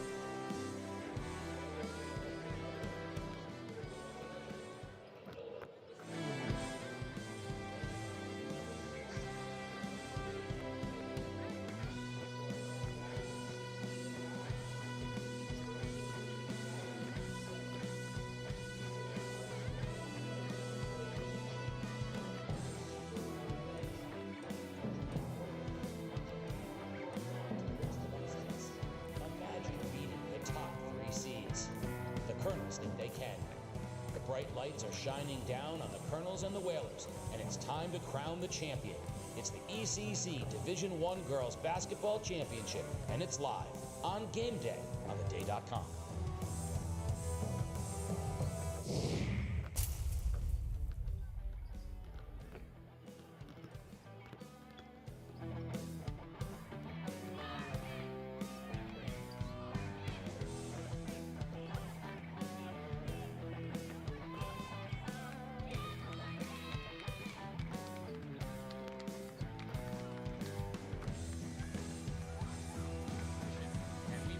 All the action live on Game Day. Game Day is brought to you by Waterford Dental Health. All that's good begins with a smile, and at Waterford Dental Health, your smile is our top priority. Our entire team is dedicated to providing you the quality dental care you deserve. So go on to waterforddentalhealth.com or visit them at 177 Boston Post Road in Waterford for more information. That's Waterford Dental Health. Casey O'Neill, along with the coach, Chris Giusti. We saw the Windham Whippets win the Division II crown. Now it's time for the next rematch, the Division I championship game between New London and Ledyard. The Whalers, of course, the defending ECC and state champions. The Colonels pulling off upsets of NFA and Bacon Academy to get here, trying to see if they can do the impossible, beat the top 3 seeds in the tournament to win a championship. And they've been playing well enough to do that, Casey. We have the team that has become the hunted in ECC girls basketball over the past few seasons against the team that I believe is the most equipped to knock them off tonight in the Ledyard Colonels. So we're talking about New London has just done a tremendous job of kind of making it an expectation that they're going to step on the floor and get a victory. And the Ledyard Colonels have a tough task in beating them tonight, but they've been playing well enough to do that. Well, we are looking forward to all of it. Let's find out where the sports doctor is and what he has to say about it. Sports doctor. Hey, Casey, coach, listen, it is Division I final here tonight at the Mohegan Sun. Like I said, the Cinderella story, and then the champs, the New London Whalers. The one thing I'm going to keep an eye on tonight is how many players are actually going to step on the floor tonight. Will it be more than 10, 11, or 12? So substitutions, that will be the pattern. New London comes here, they have the brass, they've got the rings, they got it all. But like we said, does the slipper still fit? And Casey, rumor has it that slipper, it's a slip-on. Well, absolutely, sports doctor. When you get to be my age, there's no more tying of shoes. But, there's a lot of the Cinderella in these Ledyard Colonels, not the least of which is they like to dance. They like to have a good time. No, win or lose, they are going to be all about the energy. Let's turn it over to our public address announcer, Bill Glennie, the voice of the ECC. Welcome to Mohegan Sun Arena for the 2024 ECC Girls Basketball Tournament Championship Game. Game number 2 tonight features the 6-seeded Ledyard Colonels taking on the number 1-seeded Whalers of New London. The Windham Whippets were the winners of game number 1 in Division II championship game earlier tonight. Before we meet tonight's starting lineup, I'd like to address your attention to the big board as we meet tonight's players in tonight's game, brought to you by Game Day and The Day. Maggie Dykes, Ledyard Center School. Olivia Shelton, Gales Ferry Elementary School. Emma Sorensen, Henry Ortiz, Gales Ferry Elementary School. Sierra Brevard, Gallup Elementary. Faith Dalton, Ledyard Center School. Adriana Hardison, Presley Vets. Anna Maynard, Northeast Academy Elementary School. Gianna Penn, Ledyard Center School. Helena Robinson, Gales Ferry and Juliet Locke School. Tara McGraw, Ledyard Center School. Riley Hope, Gales Ferry Elementary School. Cassie Rice, Gales Ferry Elementary School. Charleston Porter, CKMS. Dior Vasquez, Gallup Elementary School. Nair Dudley, Nathan Hale Arts Graduate School. Olivia Benjamin, Winthrop Elementary School. Kiani Olga, Jennings Elementary School. Serenity Lancaster, Winthrop Elementary School. Joy Schneider, RMMS. Italia Sauls, RMMS. Andrea Elise Guzman, Winthrop Elementary. Jada Elise Rivera, RMMS. Evangelist Pacheco, CB Jennings. Marlena Childs, Regional Multicultural Magnet School. Now, ladies and gentlemen, let's meet our contenders. First, we begin with the number 6 seed in Ledyard. Upset wins over NFA and Bacon Academy propelled them to a trip to the sun. Wearing their blue jerseys with white and gold trim, currently 13-9 on the year and led by head coach Mike Morgan. Put your hands together, Colonel Crew. Let's introduce your starting 5.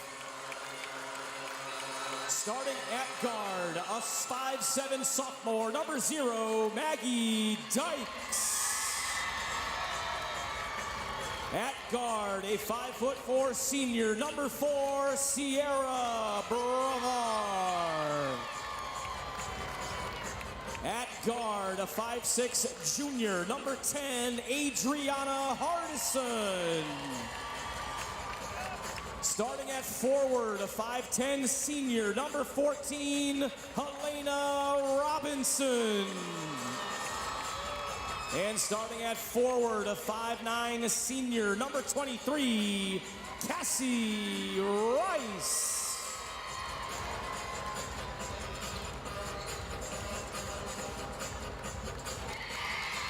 Ladies and gentlemen, this leads us to the number 1 seed in New London. Wins over Waterford and Fitch punched their ticket to Mohegan.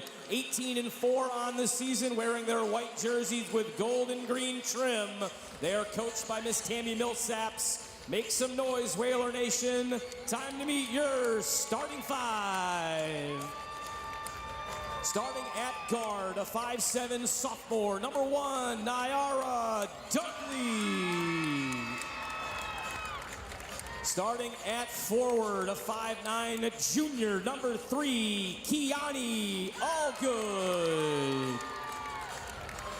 Starting at forward, a 6'2" junior, number 5, Serenity Lancaster. Starting at guard, a 5'1" freshman, number 20, Jaydelise Rivera. And starting at guard, a 5'6" freshman, number 30, Marlena Childs.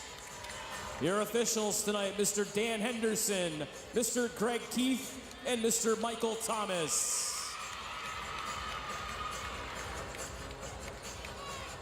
Ladies and gentlemen, at this time, we would ask that you please rise and remove your hats as we honor America with the singing of our national anthem. Tonight's anthem is being performed by Stonington High School students, Evan Anderson and Kate Stachin.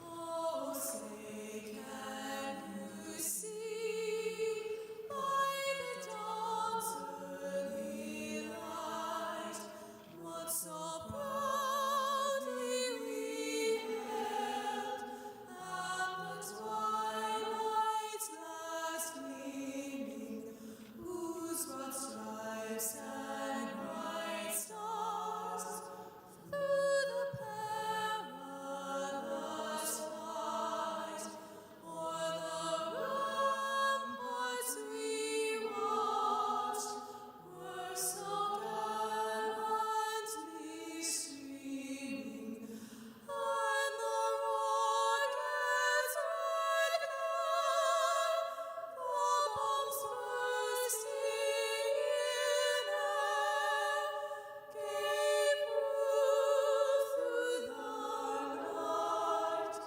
that our flag was still there. Oh, say does that star-spangled banner yet wave o'er the land of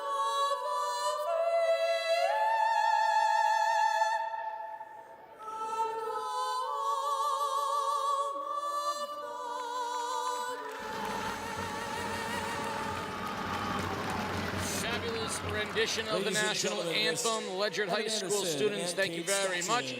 And just like in game 1, national anthem always gets me a little thirsty for some freshly squeezed juice.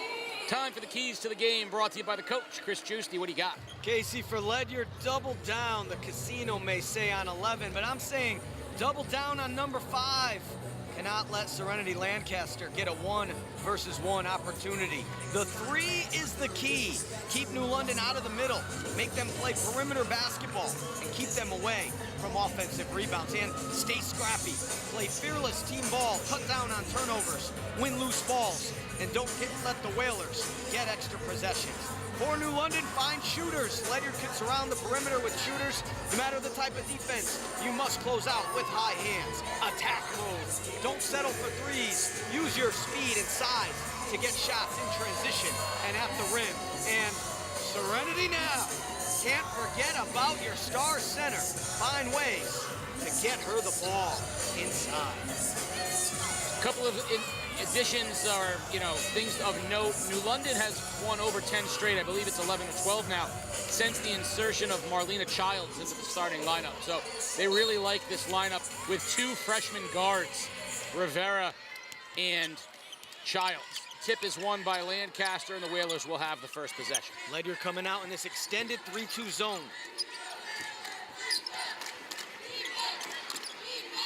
They drop into a man-to-man.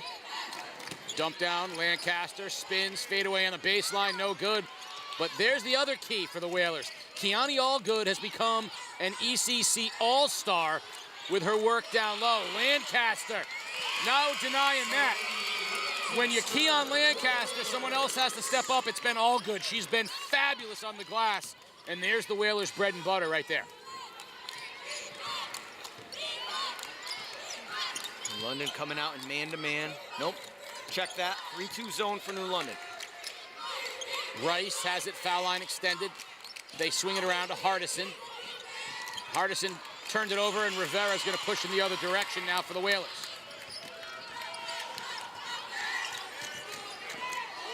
Lancaster short, but there's Allgood with the offensive rebound. And she throws it away. Break there for the Colonels. I like the start, though, from New London. A concerted effort. Sometimes you see that they don't get Serenity the ball early in the game. A concerted effort to get her touches, get her moving, get her blood flowing. I mean, she's a legitimate threat to post a triple-double with blocks. So points, rebounds, blocks. She's the Victor Wembanyama of ECC girls basketball. Good look. Dudley steps in for the steal. The defensive leader, Nyara Dudley. She says she plays like a dog, and she certainly has the toughness. There's a great matchup here. Brevard and Rivera, 2 young, great guards in the conference. Ledyard back in man-to-man here. New London patient, once again looking for Serenity. And Lancaster, great body control, gets her own rebound. I think that's the part. Her athleticism around the basket is fabulous. 2 offensive rebounds already for Lancaster.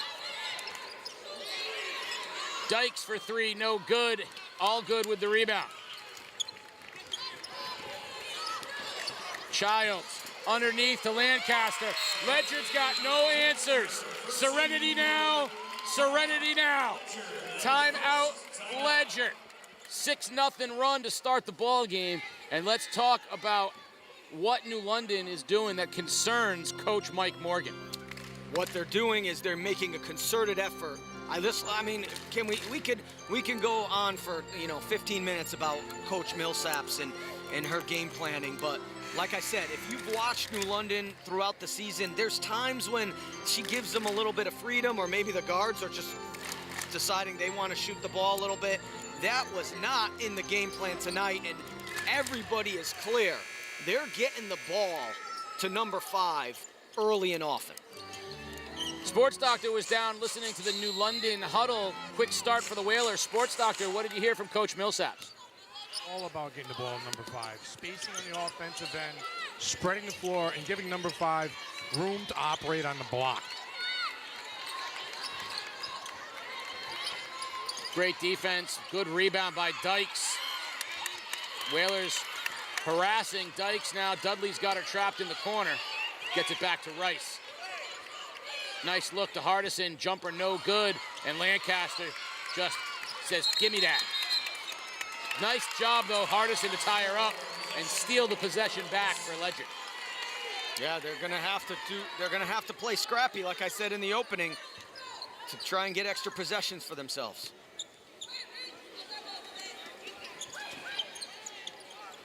Rice inbounds. Swings it around now, Brevard. Bounce pass underneath. You're not going to go up against Lancaster. Dykes likes to go left. She does, gets the shot off, no good on the glass, gets the rebound, and puts her head down, and we're going to get an offensive foul against Maggie Dykes. But that's the toughness that Ledyard brings. They're not going to back off. Hardison, Brevard, and Dykes are not going to back off, get into the basket. No, and we saw that in the Bacon game. You know, they fell in the semifinal. They fell behind big to Bacon, and they're not going away. They switched up, the Colonels have. They've got Hardison bodying Lancaster away from the basket. Yep. Meeting her high, not letting her get in down low. Dudley for three, back iron, no good. And a rebound comes down to Dykes, and Dudley banged her as she was heading for the loose ball. And not a terrible three, but once again, Serenity had Hardison on her back, so she was open again.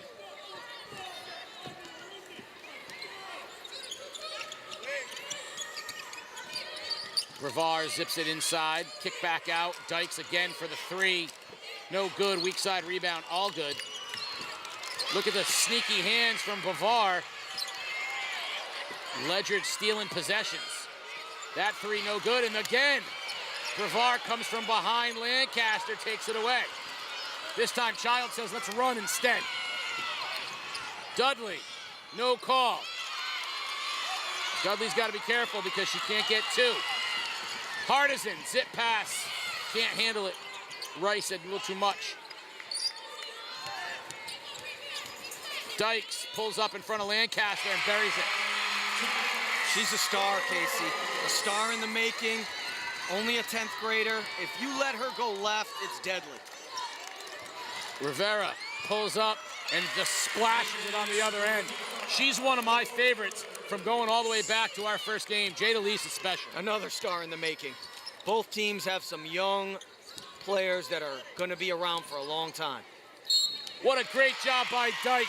Got Lancaster in the air and drew the foul. And that's a little bit of savvy that, you know, you say what makes somebody special?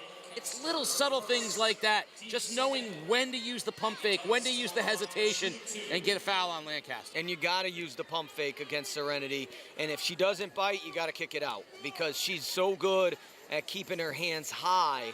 She's not going to follow you on the arm. She might get you with the body, which is how Maggie drew the foul on her right there. Misses the first. One more for Maggie Dykes. Second one is good. The pace of this game is pretty quick. As Sports Doctor mentioned early, New London didn't go to the bench in the semifinal, so be interesting with the extra 10 feet on this court. Great look, Lancaster. I don't think she knew exactly whether she wanted to use glass or not. I think this pace actually does favor Ledyard, though. Good ball movement. Dykes with a long three, no good. Lancaster takes it down for another rebound. Oh, good move. Rivera, stutter step. Lancaster pulls down the offensive rebound, and there's just no stopping her. I have her for 6 rebounds already, Casey. This has got a 2020 night written all over it for her.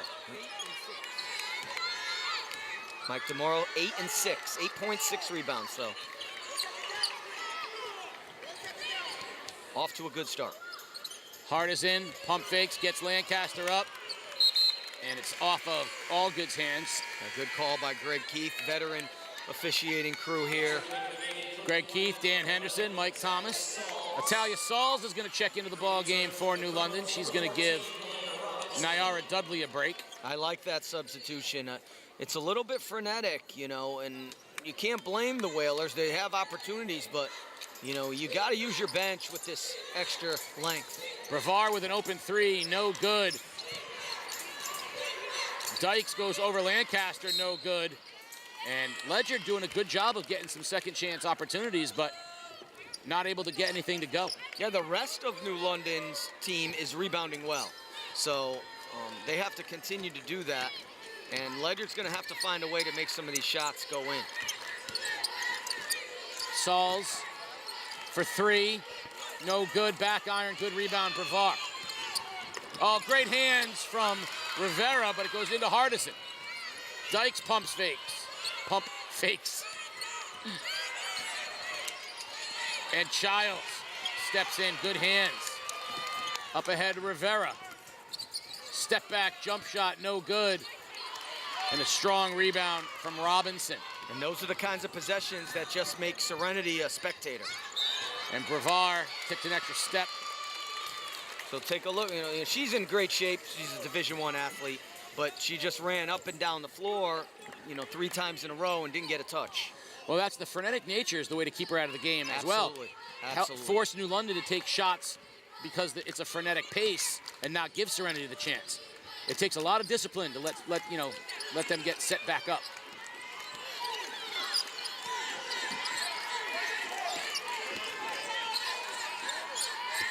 Dump in, Lancaster puts it, spins baseline, no good. Weak side rebound, all good, no good. Now Lancaster again draws the foul, and Whalers beating the Colonels up on the offensive glass. Yeah, Serenity's 4th offensive rebounds. She's having herself a quarter. When I was talking recently with a former coach who follows the ECC, both boys and girls, very well. And he said, listen, everyone talks about all these boys and, who's going where. He named a bunch of players and talked about the stars of the ECC. He said, there's one player in the ECC who is being recruited by Division I schools. One, on the boys' side and on the girls' side. There's one player. Her name is Lancaster, and she resides in New London.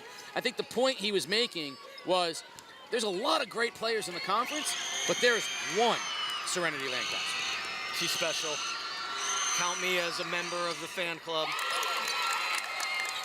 And she can shoot it, a part of her game that's expanded a little bit this year.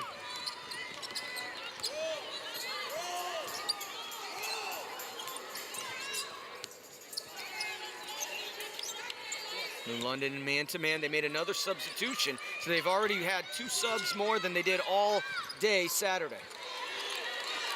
Big rebound.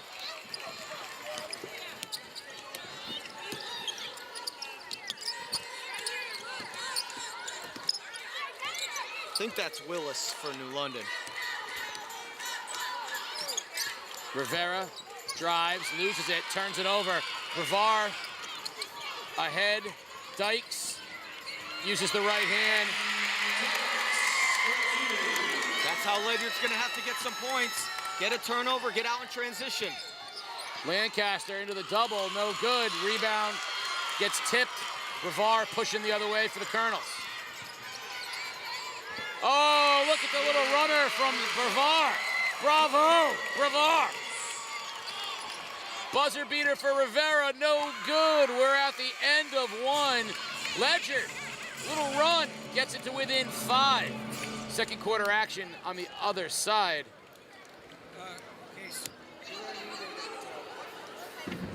We're gonna send it over to...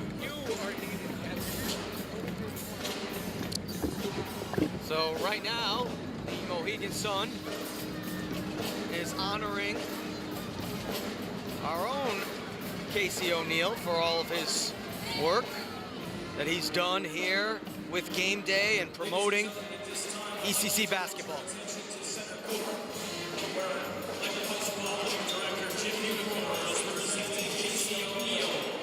A gift from the ECC for his thanks for the support of our ECC athletics. From game day and the day, thank you for supporting our student athletes with your coverage. Athletic Director from Ledyard, Jim Bunicor, presenting our own Casey O'Neill with the ECC mock hoodie, the 3/4 zip. Looks nice, Casey. Oh, that was a tremendous surprise. Hope it fits. Double X action, maybe.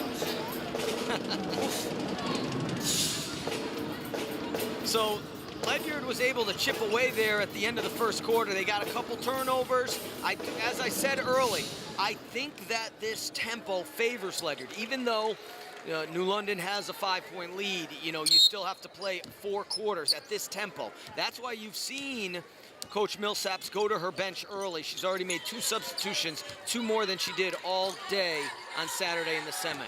Right back to Lancaster. There's a great design play out of that timeout, or out of that end of quarter.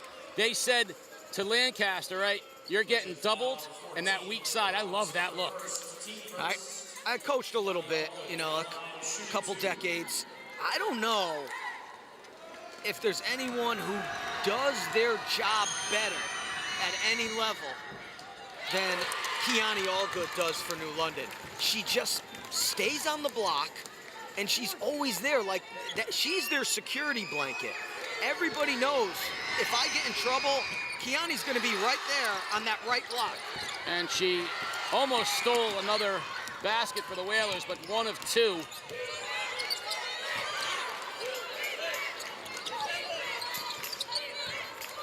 Whalers back into his zone, it looks like. Yep. That's a bad foul on Lancaster, and that's her second.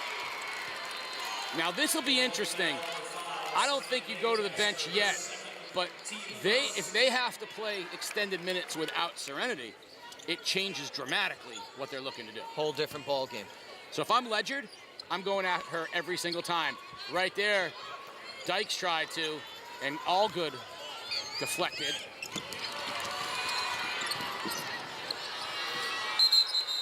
And a mess for the Whalers right here. And I can tell you, Coach Millsaps is not a fan of that particular exchange. Once Same scenario in the finals last year. Serenity had 2 shifted. Last year in the finals, Serenity was in the same spot. She stuck with her, and she dominated down the whip. Hardison from the free throw line. Ledyard within 4. Hard to believe. It feels like the Whalers are dominating this thing. But Ledyard is not only not going away, they've cut it to 4.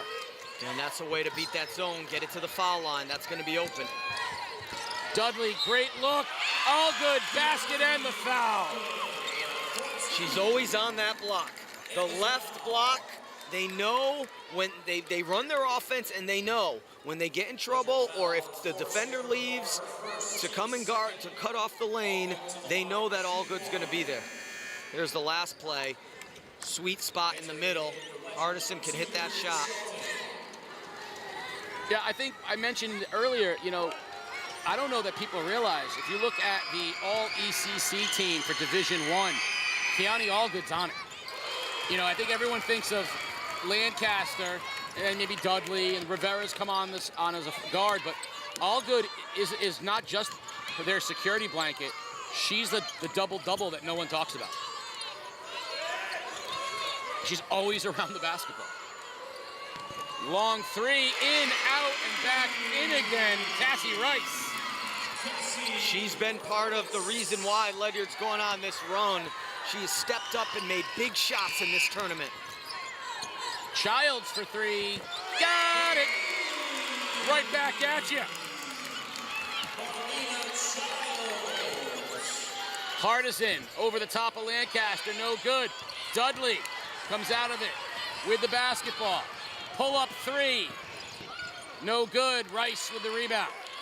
Yeah, that's the one that, you don't have Serenity to get an offensive rebound when you pull up in transition like that. Rice.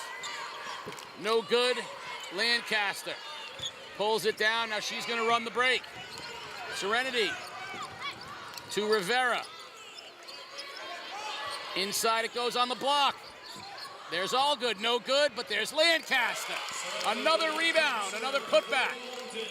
And she's halfway to 2020. 10 rebounds. 12 points, 10 rebounds already. Got to stay straight up here. She's got 2 fouls. Ooh. That's a very dangerous reach. Back to 9 for the Whalers. Good kick out. Rivera wide open for 3. No good. Hardison corrals it. And timeout. for Mike Morgan, and we'll keep it here. Whalers with a 9-point lead. So we haven't seen New London since the start of the season when we saw them with their opening win over E.O. Smith in the Classic. And they've had, it's interesting, when do you get to go 18-3 and people question how good you are? And the difference between their 18-3 of this year and past years was they lost to 3 different ECC schools. And I don't think that's happened to New London in maybe a decade, where they've lost to 3 different ECC schools over their tremendous run going all the way back. You know, NFA had teams that beat them, and there were teams here and there that knocked them off. But not 3 different teams. They lost to Fitch, they lost to Ledyard, and they lost to NFA. Fitch and Ledyard seem to have some similarities. Toughness in the guard play.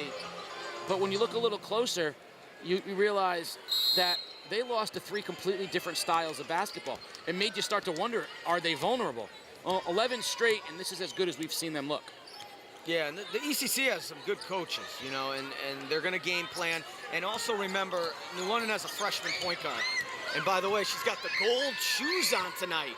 Jada Lease rocking the golds. Those are called the Juicy Specials. Oh, I love it. Great rebound, kick out, 3-ball, good. Hardison knocks it down. Great rebound from Robinson. And she's only a freshman too, Robinson, so. Childs with the floater, a little strong. Dykes, Colonel's push. Dykes challenges Dudley, blocked by Lancaster. Oh, that was close. It was, you know, it's a 6-point New London lead, but it almost feels like they're on thin ice because, you know, if a whistle goes wayward and Serenity gets her third, Ledyard really could cut into that lead.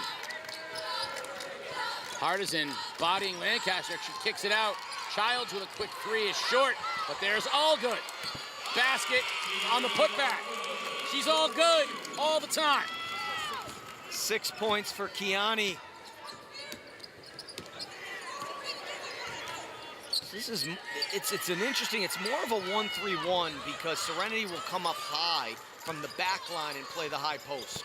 I'll tell you right now, Adriana Hardison knows how to play basketball, and she will eat your lunch at that free throw line jump shot. Yeah, she could shoot. Her and Dykes are the primary scorers for this team, so she's got to get touches. Lancaster spins, launches the 3, no good, all good. Finds, on the line before she could get it to Childs. Tough break. Rice is going to sub back in. Brevar's going to get a breather.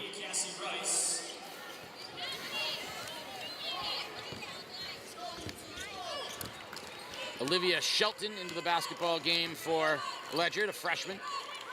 She's at the high post right now. Dykes drives. Bank shot from the elbow, no good. Shelton with the rebound, knocks it down, and she'll go to the line. Freshmen have been a story all night long, and Olivia Shelton's adding her name to the list. And Uncle Mo is starting to sway toward the blue and yellow, the blue and gold of Ledyard here. And the Ledyard girls bench, which we talked about all night long, once again providing all kinds of energy in the game. All good with the rebound. That's what it's all about. You gotta have fun. Childs kicks to Dudley. Lancaster has it, loses it. Very close, has to be careful. Dykes comes the other way. Dudley's got 2 fouls as well. And Dykes knows it, spins left. And the lead, just like that, is a basket. Ledyard is in it. And the momentum is on Ledyard's side. See how New London takes this punch, comes back here.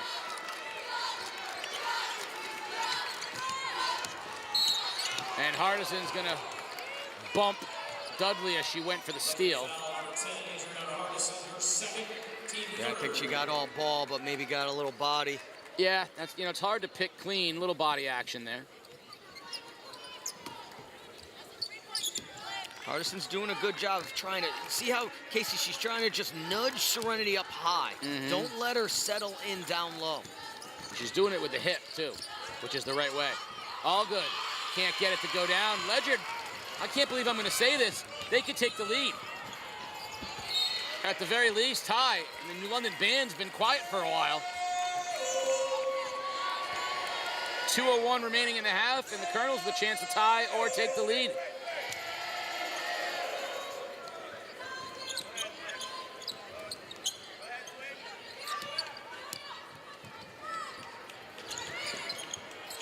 Good ball movement from the Colonels.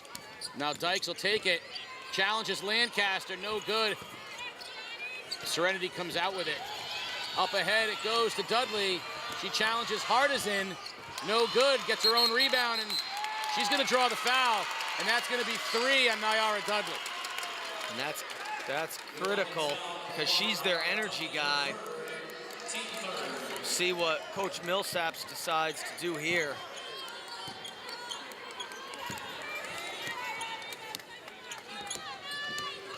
Gonna leave her and let her play.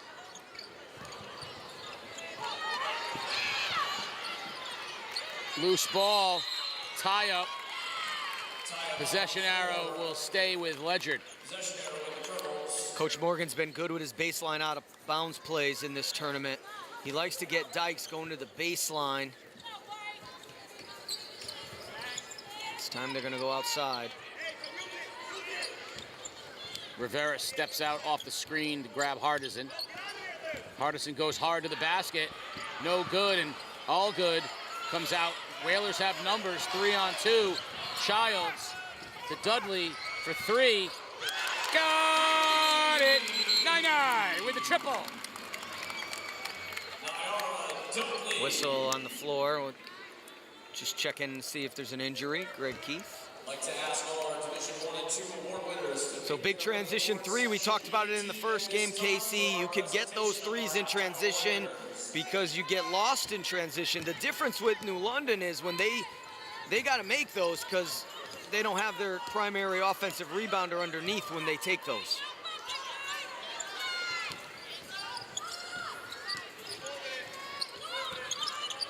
Hardison, Rice, and back to Hardison again.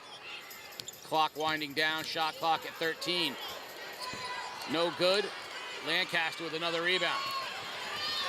30 seconds remaining, shot clock is on, but it's essentially even with the game clock. Dudley for another 3, good! Man, she has really grown up since we saw her last year. Last year she was just like the defensive energy guy. Now she's a legitimate perimeter threat. And they're totally different when she's knocking down 3s. Playing with 3 fouls. That's why Coach Millsaps is just, everything's going her way in these last couple of years. All her decisions seem to be the right ones. Dykes misses at the almost buzzer, 0.4 seconds remaining, so the Whalers will inbound it here and we'll get to the half.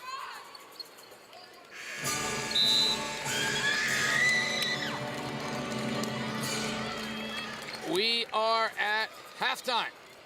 29-21, New London on top. We will have the presentations of the tournament, but first the Sports Doctor has Coach Millsap. Sports Doctor. Well, Coach, the three-point line was kind down the stretch heading into the locker room. What did you like about your team on the offensive end in the first half? Well, I like the fact that we're getting down in transition and giving the ball up, but I don't like the fact that we're giving up offensive rebounds and giving them opportunities for second shots. That's definitely something that's been a challenge for us all year. We got to correct that coming out in halftime. You got more than one starter with 2 fouls or more. How do you play that in the second half? Well, if they get another one, I'm going to sit them down. But right now, I'm used to playing with kids. They know how to play smart. They know how to play with 3 or 4 fouls. So they'll adjust here moving the second half. All right, good luck, Coach. Casey? Thank you, Sports Doctor.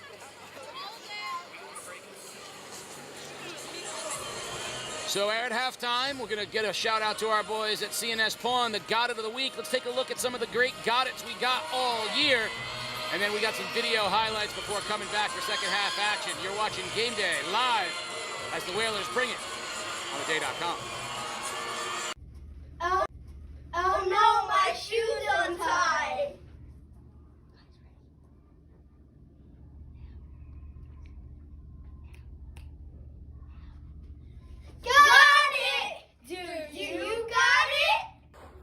Yes! Got it! Got it! Got it!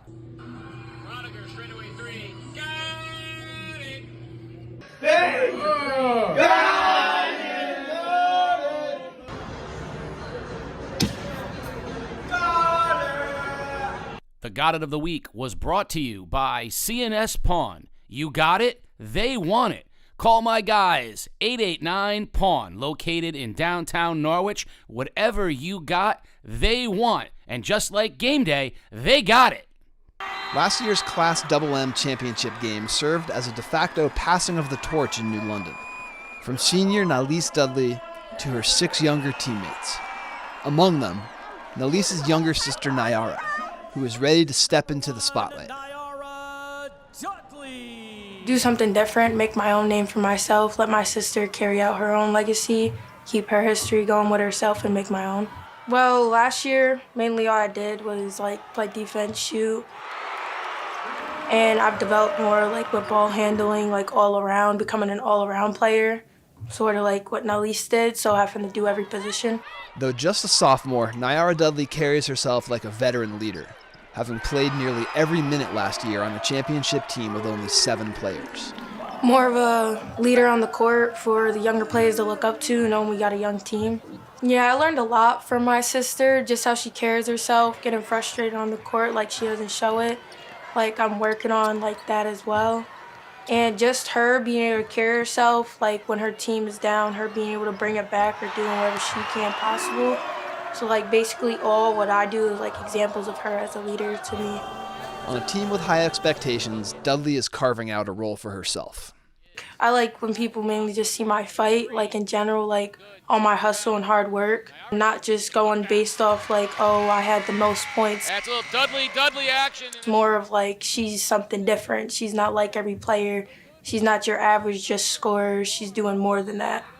I call myself the energy. Great hustle by the younger Dudley. Dudley and her fellow Whalers believe that last year's experience sets them up to achieve greatness again this season. Well, with the little bit of girls we had and whatnot, it brought us together more as a team, because knowing this is who we had to rely on. There's not much options we got but ourselves. And it opened up for ourselves to show what each of our teammates could do, giving us all a chance to play. So, because I definitely wouldn't be the way I am now if I didn't have that opportunity last year.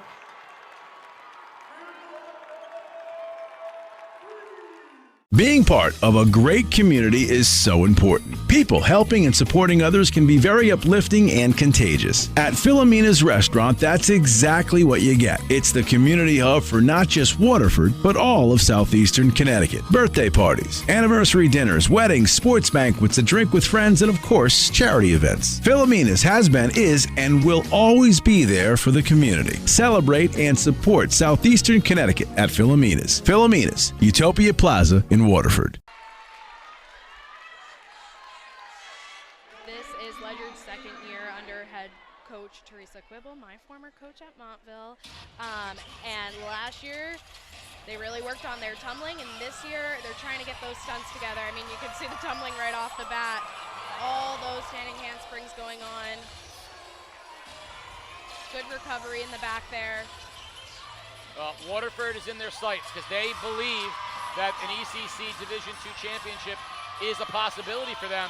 That means they're targeting what we think is Waterford right now for that top spot. So Ledyard seemed to opt for showcasing that flexibility and having that twist down instead of trying those switch ups like we've seen some other groups do. But we had both groups in the air and they're looking good. Great height on those jumps.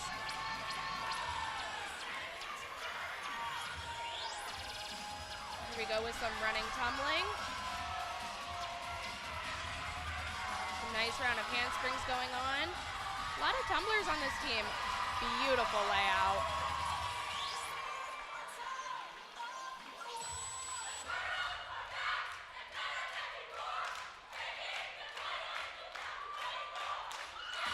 Coaches love it, teammates love it. So far, so good for the Colonels. Great volume, and I really like their choreography in the cheer. That was a fun transition. Here we go into some pyramid pieces. Great switch up. Oh, that was cool. That was fun. And that's that creativity that's really going to get the crowd excited.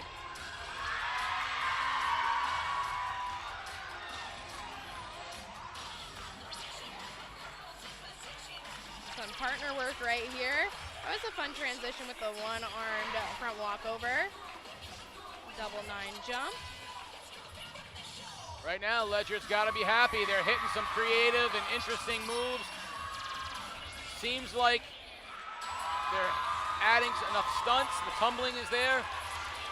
So far, the Colonels have to be pleased. I would say they are. Look at this energy in the dance. You know they're excited about what they just did.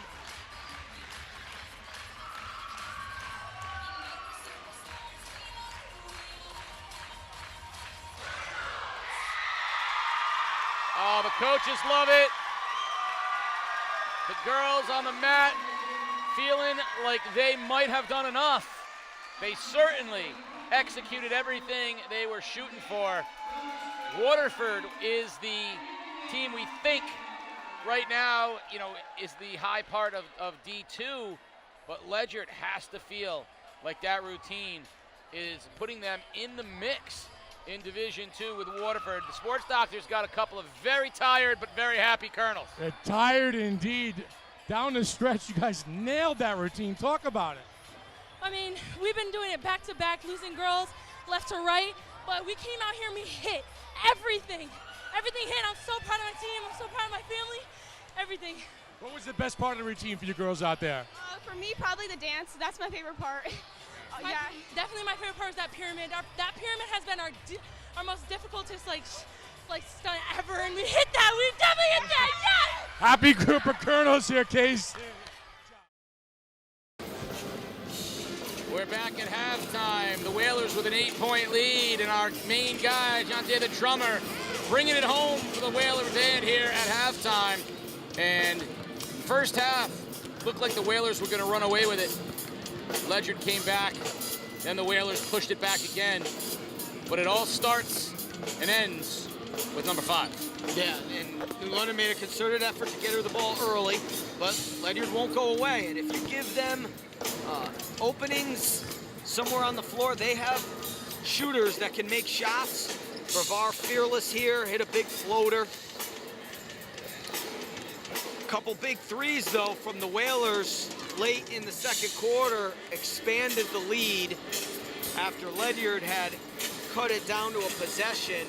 Childs and then Dudley with back-to-back threes with 3 fouls. So Coach Millsap's rolling the dice a little bit, and it paid off with the 2 threes from Dudley. You know, I used to play drums just like him, but I had to give it up for a number of years because it used to really bother my back. But then I found Casey Chiropractic, located in Colchester, Connecticut. Dr. Casey and his team, they're dedicated to providing you quality assessment and planning for total body health. From head to toe, Casey Chiropractic will work with you on moving better and feeling great. So give them a call at 537-2202 or check out caseychiro.net for more information. And I know how great it is because after Casey Chiropractic, I can move like that now. I actually taught them 7 of those moves because of Casey Chiropractic. So go see my guy, Dr. Casey, and his team. Let them know that this Casey said they are the best. So, Juice, what does Ledyard need to do to get back in this thing? What does New London need to do to close this thing out? I don't hate where Ledyard is right now. I know they're down 8, but got a long way to go, and the tempo is in their favor. So they want to continue to play with this tempo. You know, they got to obviously find a way to slow Serenity down, especially the offensive rebounds. If they could at least limit her to 1 shot or limit New London to 1 shot, they'll be in way better shape. For New London, they don't necessarily want to slow the game down, but they maybe a little bit more deliberate. You know, when they play up-tempo and in a frenzy, they're more apt to turn over the ball. other people besides Serenity are more apt to shoot the ball. So maybe a little bit more deliberate and take care of that basketball to close this game out. One thing I love is that these two teams are both so well coached. I can't wait to see what Mike Morgan is going to try to do differently in the second half. And you know Tammy's going to have an answer for him. So this is where I get so excited to see what happens next. Yeah, this first play will definitely be a set play. Let's see what it is. Whalers in man, and they go right after Lancaster. Dykes drives, has an opening. Can't get it to go off the bank, but tracks down the tipped miss.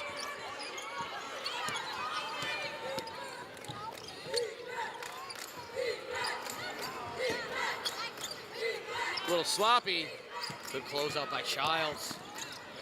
Hardison picks the dribble up. Rice for three. Rice! So nice to start the second half with a three. She has really been the X factor for this Colonel team in this postseason. Timely threes, and they needed that to get a little momentum here to start the half. Dudley for three, and the answer, no good. Lancaster actually blocked out. Allgood gets it. Lancaster fouled. And out of all of that, Dykes comes away, 2-on-1. Ledyard running. Dykes, Brevard, back-to-back baskets. It's a 5-point run, and the Colonels are within 3. That's where Ledyard's at their best in transition. Serenity might have got fouled. She wasn't able to get back on defense, and they had the 2-on-1 advantage.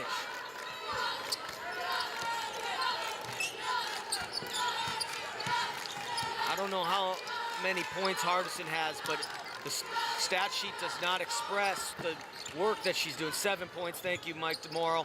The stats sheet does not express the work she's doing on Lancaster. Well, right there, Lancaster got her own miss again.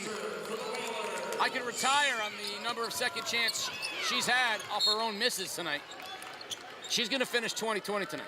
Yeah, she had 12 and 12 at the half. Now she has 14 and 13.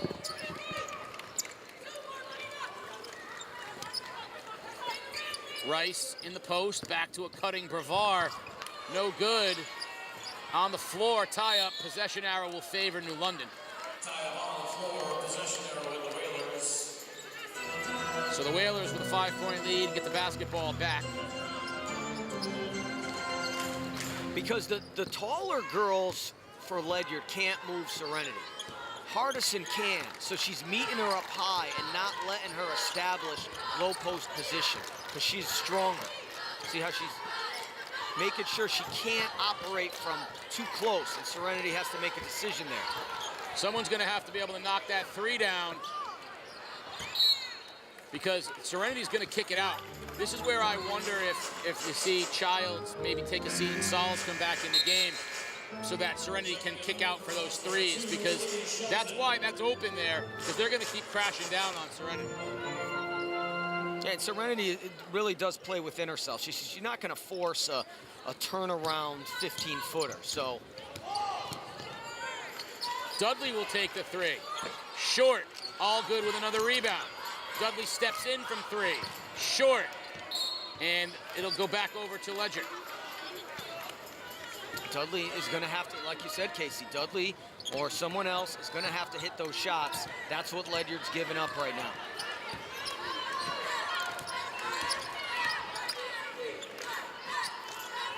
Dykes. Now over Hardison. Hardison spins, kick out. Dykes for three, no good, but Brevard in the right spot. Oh, huge screen, foul called. Olivia Shelton just set a screen that I promise you, I may have been clean, but regardless, the reason it was called is because Jadalise Rivera bounced off of it, like a Super Bowl. And that's why it looked like it was maybe an illegal screen. It might not have been. You got to give them a step if they can't see you. So they might have called that. I think she was still, but maybe she didn't give Jadalise a step. Turnover again as they doubled Lancaster. Dudley's got to be careful. Rivera loses it, but it goes off the knee of Shelton, and it'll be Whaler basketball. Ooh, that was close too. So I think it all balances out in the end. So if we had the replay like in the NBA, they would have gone to that one, because I think those are maybe tipped. Brevard hounding Rivera. Rivera goes by her to the left, uses the left. That's Jada Lease, where did that come from? That's unbelievable for a freshman. A lefty floater off the glass. Rice. You've heard of Ice Spice? That's Ice Rice. 9 points for Cassie. Dudley drives.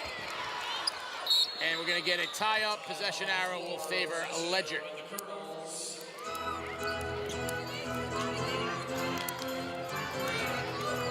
Dykes got walloped in the nose. She's okay. Okay being a relative term. Has something in her eye, maybe. I think she got a foot off the nose. You know how you get the little. Your eyes tend to water a little bit. She's not going to be happy with this. She's arguing right now. But we're going to get Robinson back in the game, and Dykes will take a seat for a second. No, I think you might be right, though. I think she may have just gotten a little contact irritation. Lead is 4 for New London. Ledyard with the basketball. Brevard pulls up, foul line, short. Lancaster. Rivera has Dudley, but smart, I think, decision to not risk it. Instead, she pulls up for 3, just wide, and all good and Childs both went after it. Yeah, they both got there at the same time, or they would have had, either one of them would have had it. But because both of them were there was no room to save the ball.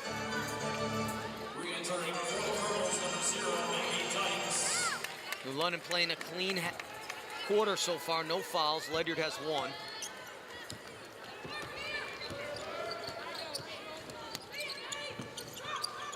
Rice. 3 minutes remaining. Nice lob down to Robinson, blocked by Lancaster, and she outlets to Rivera. Might have been her first block. She's had a lot of alters. Swings it around to Dudley. Dump into Lancaster, kick out Rivera for 3. Good! Jada Lease, Rivera knocks down the triple. And a quick timeout for New London. And that's a 30-second timeout, so we will keep it here. That's that kick out. We said we need someone to knock down a 3. Rivera clearly the one to do it. Yeah, she's capable. She's a good shooter. Very quick release. So even though she's a little bit undersized, she can get that shot off quickly. Doesn't need a lot of time to set it up.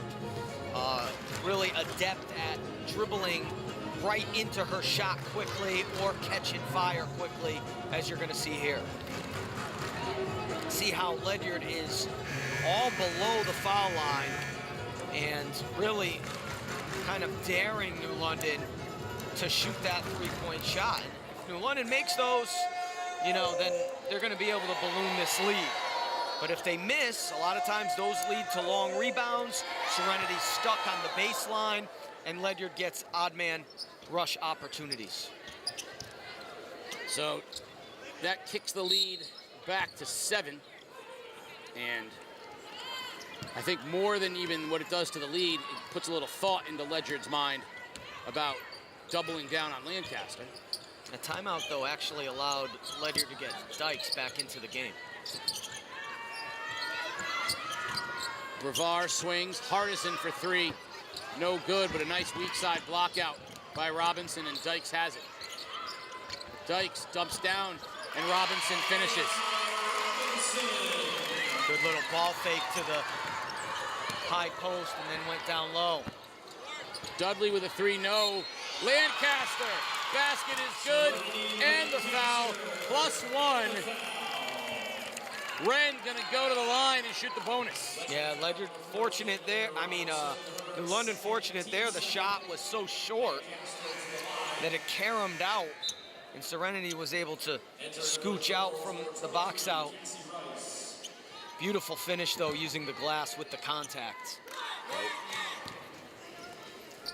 16 points, 15 rebounds for Serenity Lancaster. A nice night with 3 minutes remaining in the third.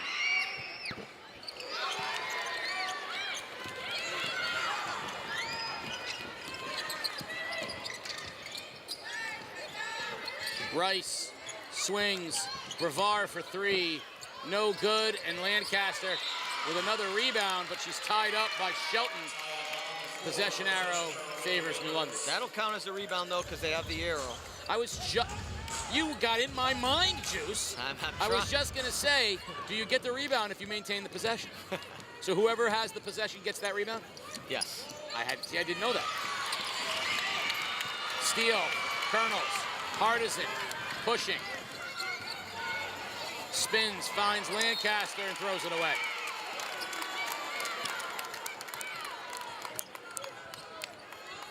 You know, we talk a lot about the sartorial nature of our head coaches. I gotta say, Mike Morgan, not many people could pull off that look. That is a good look. And he's got the boys coach helping him out. They at the end of the bench, DJ Exum, they got the gold chains. The gold chains are flowing tonight. And he's got the great kicks, but the blue suit with I mean, I'm telling you, he's a very sharp man. Oh yeah, 100%. Dudley swings to Rivera. They find an open child for three. Back iron, just missed it. And Dykes rips down the rebound. Hardison coming the other way now for Ledyard. Hardison pulls up. Lancaster altered the shot, but they're going to say that she got a piece. Yes. Yes. I think that's on the follow through. Yep. Because she didn't make contact with her on the way up. And that's because Hardison is so skilled at pulling up from an area that Serenity has to close out hard on. So it's not a traditional block shot that she usually gets. Since she's playing zone, she's running out with momentum. It's hard for her to stop her momentum when she goes for the block shot.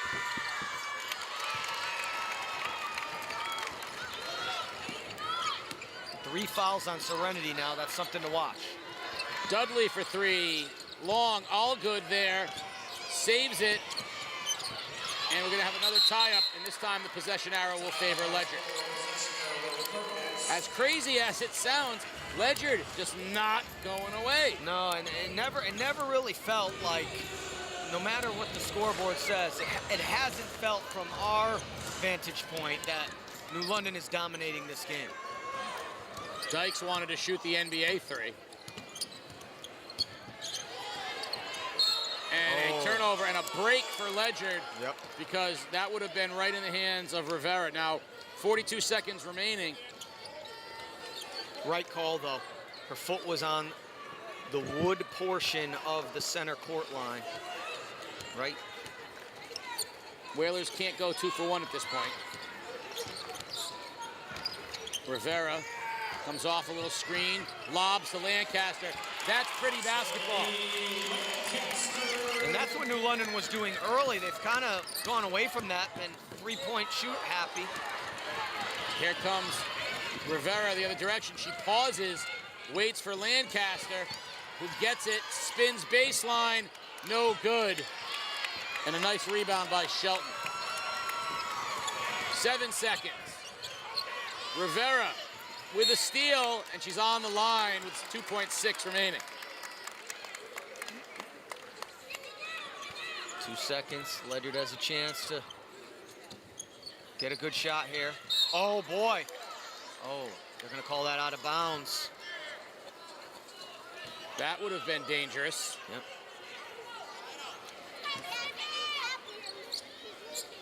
An interesting fourth quarter with 4 fouls. Turnover. Rivera won't get it there. We're at the end of 3. And for all that momentum, it seemed to be going to Ledyard. We're almost where we were at halftime. But the shoes have the freshman, Jadalise Rivera, and the New London Whalers up 7. Fourth quarter action on the other side. You're watching Game Day live on theday.com. Here at Game Day, we're proud to bring you unrivaled video coverage of local high school sports, all of it free for you to watch. These videos are not free for us to produce though. If you'd like to ensure that we can keep covering your school and your teams, there's a few ways that you can support us. Go over to patreon.com/theday and sign up to make a small recurring contribution. Think of it as a tip to the Game Day crew for what they do. Want to show your support in a more visible way? Hit up our merch store and pick up some Game Day gear in your school colors. Our camera operators are always looking for those shirts and hoodies in the crowd, and you may see yourself on our next live stream. We get a lot of support from businesses in our community, and if you'd like to join them as a sponsor, send us a message and we can connect you with our advertising staff. Finally, The Day is the organization behind everything we do here at Game Day. If you want to support The Day's community journalism, consider a print or digital subscription at theday.com/subscribe. Coach Tammy Millsap's in the huddle. I know the sports doctor was sitting there listening in on the huddle. Let's find out what the Whaler coach wants to do to close this thing out in the fourth quarter. Sports doctor.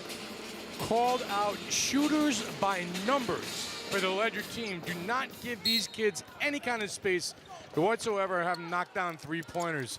Also talked about picking up the intensity. This is winning time and taking care of the basketball. Coach and Casey. Yeah, you got to know who the shooters are and not let them get open shots. Lancaster on the block, too easy. Once she catches it there, she won't be denied. Inching closer to 2020. So 23, Cassie Rice is a shooter. Dykes can hit. Hardison obviously can hit. Brevard can hit as well. So it's hard. They got 4 shooters. I was about to say, once you go to 4, isn't it just naming who isn't a shooter? Look at Rivera and a timeout for Coach Millsaps. And that is a 30-second timeout, so we will keep it here. I mean, in all seriousness, Coach, I feel like back in the old days, I used to laugh. The great New London High School football team, coached by Jim Bunicor, senior. Great defensive coordinator, Gil Vargas. You had the great Tommy Major, Bob Nenna, Kent Reyes. I mean, the brain trust was amazing. And before every play, you'd hear, watch the screen, watch the draw, watch the pass. I'm like, isn't that just playing defense at this point? Yeah. So if you got 4 shooters out there. Yeah, I guess it comes down to who maybe she's identified that Rice and Hardison are the 2 that are the most lethal.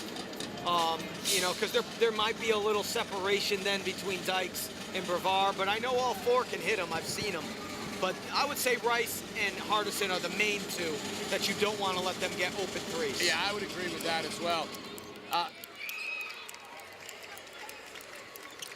I just brought to my attention again that Robinson was, in fact, #1 in one of our grade 8s with a buzzer beater 3-pointer. So we know she can do it as well. Lancaster up top, gets a screen from Allgood. Dudley drives. Dump down, Lancaster, kick out, Dudley in, out, and no good, but there's Allgood with the offensive rebound. This time, Dudley uses the glass, no good, and a nice rebound from Hardison. A quick shot there on the offensive rebound. Oh, what a beautiful look from Hardison to Robinson. That's how it's done. And a great finish by Robinson. She knows she has to get it off quickly, and she did. Thought that last possession, they ran a nice play, and Serenity had a nice post-up opportunity. They missed her.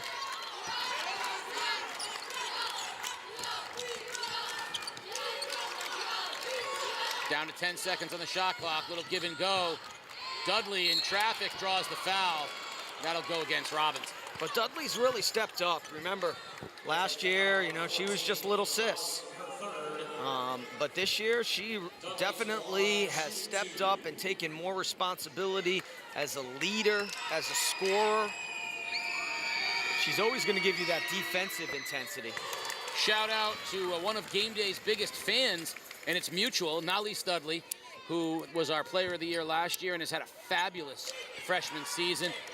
in her college debut, and she is consistently reposting Whaler stuff and lots of love for little sis. But you know what? Nyara told me, welcome to Dudleyville doesn't change just because there's one fewer. It's still Dudleyville. Yeah, she's holding it down. There's an open look for Hardison, and no good. And Dudley loses it off the fingertips out of bounds. Well, just mistimed that. Went right through the wickets.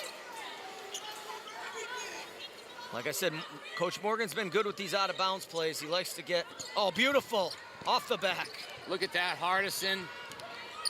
I always feel like that's gotta hurt emotionally. Can't finish it, though, without it. Tried it a second time, and it works.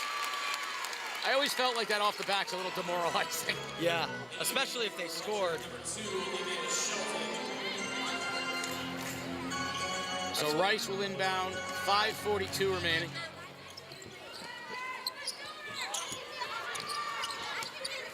Good closeout, Dudley gets the steal.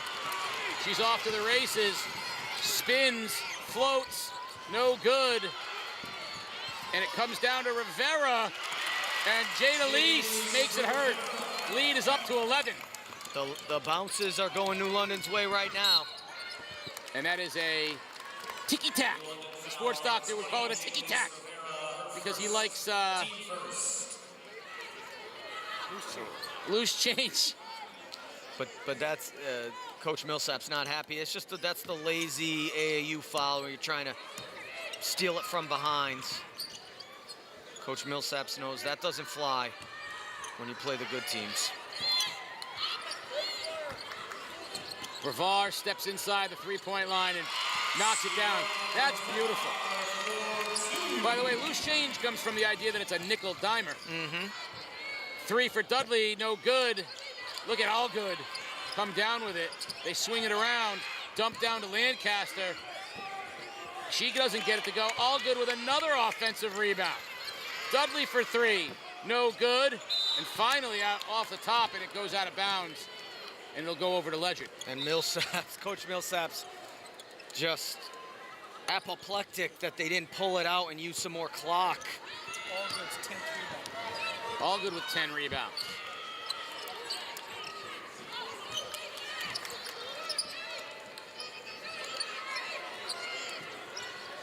Dykes, strong, and off of Dudley's hands.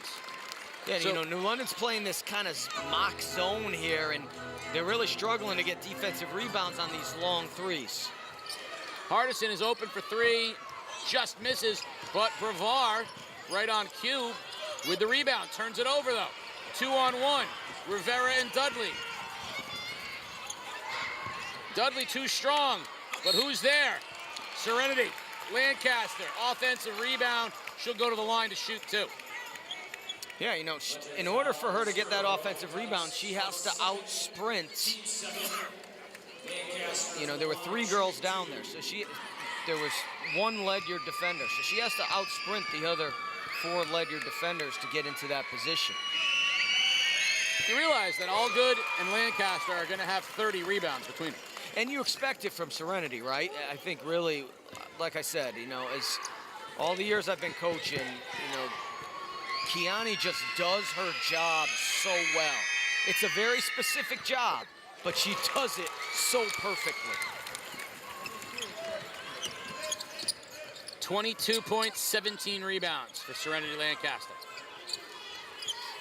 Dykes, a big three, no good. Rebound, though, came down to Shelton. Rice, Ice Rice with the triple. That's her fourth. And they lost sight of her. Long rebound once again, scramble situation. Lost the shooter. Lead is 8.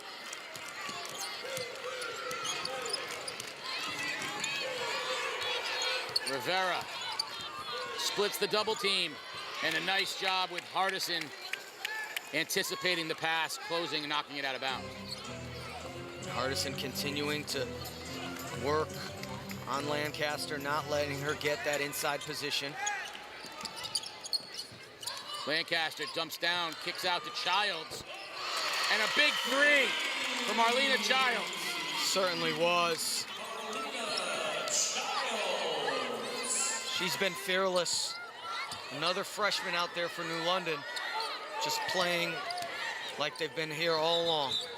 Great hands from Childs, forces the travel.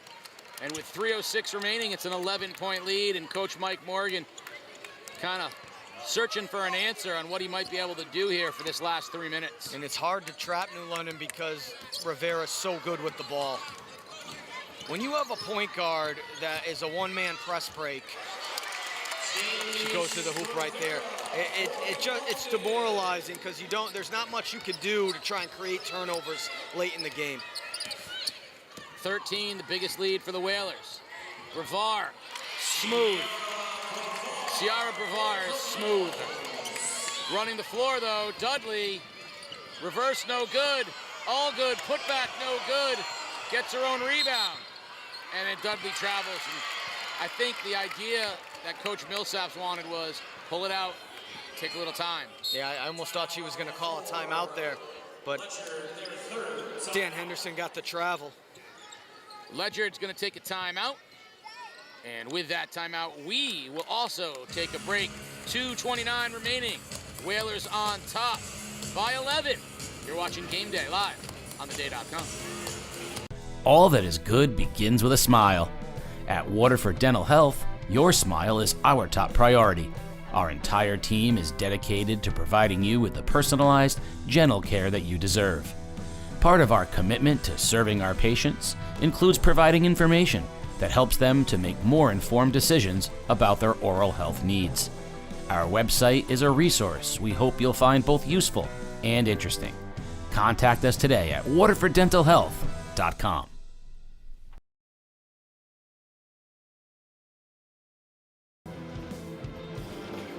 I'll be very interested into what Coach Mike Morgan is drawing up for this last 2 minutes and 30 seconds. I know the sports doctor was over there by his huddle. What is Coach Morgan imploring his kids to do, sports doctor?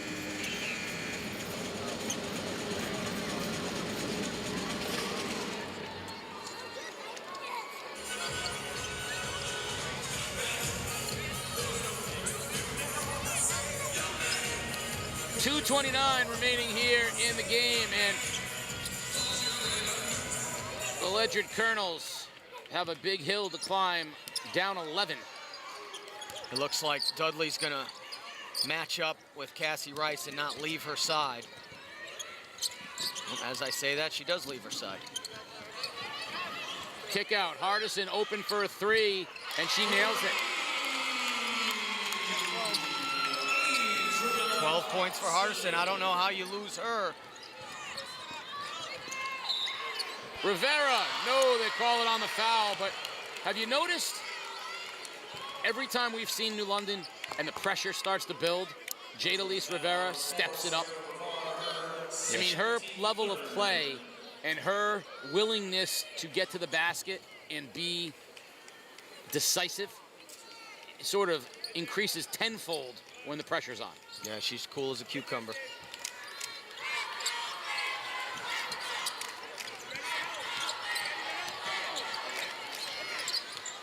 Childs.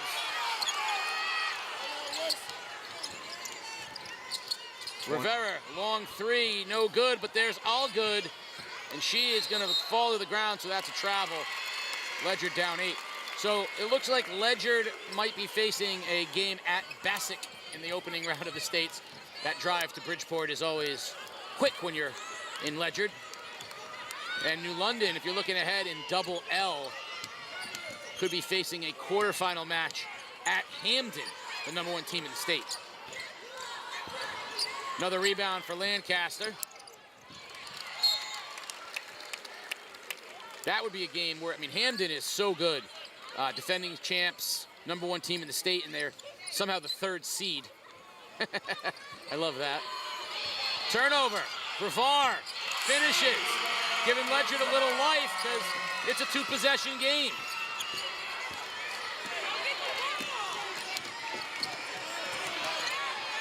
Lancaster underneath, offensive foul, and that's her 4th.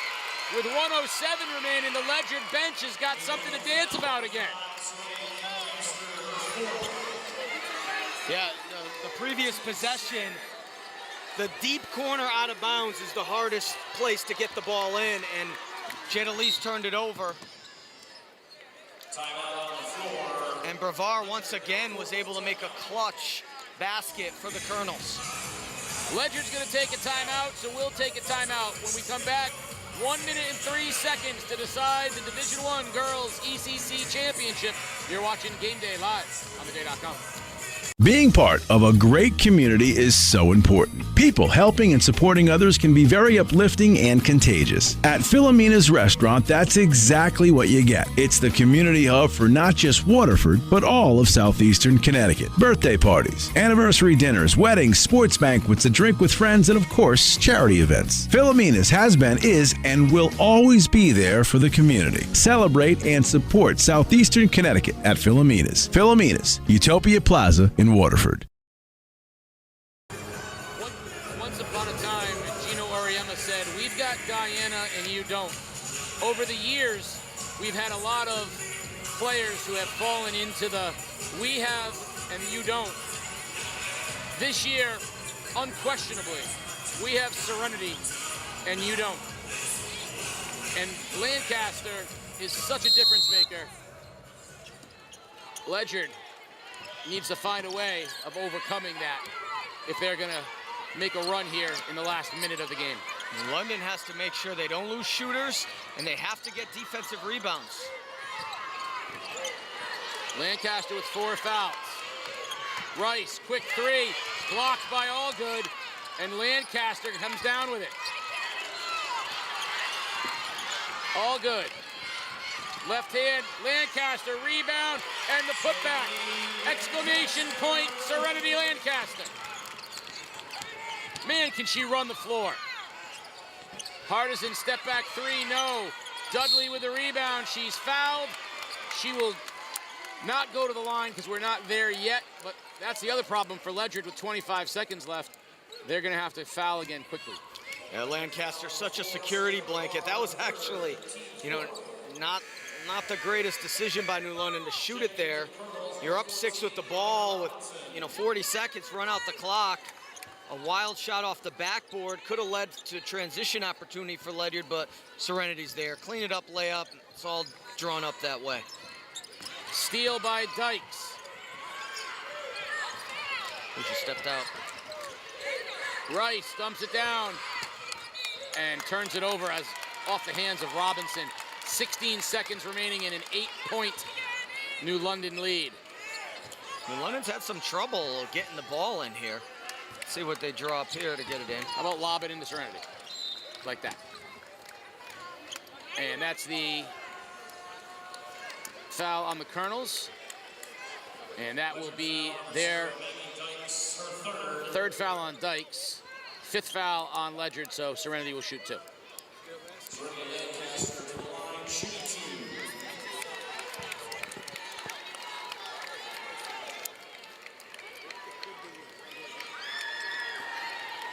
Game effort from the Colonels tonight. They played really well. Just couldn't do enough to stop this young lady on the free throw line right now.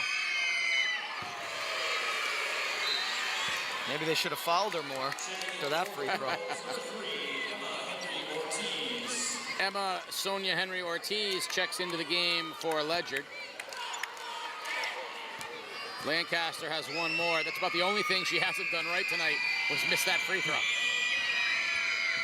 So she hits the second one. 15 seconds. Dykes pulls it up on the baseline. Brevard launches it wildly. And there it is. The New London High School Whalers are your 2024 Division I champions of the ECC. Repeat champions. And they'll head into the Class LL tournament as conference champions, trying to repeat as state champions, moving up into the state's toughest level, LL. Serenity Lancaster, Nyara Dudley et al. with a brilliant job tonight in this final. And at the end of it all, too much serenity. Kiani Allgood. Lancaster finishes unofficially 1 rebound shy of 2020. Let's turn it over to Bill Glennie for our presentations of all tournament and the winning teams. From Ledyard High School, number 10, Adriana Hardison.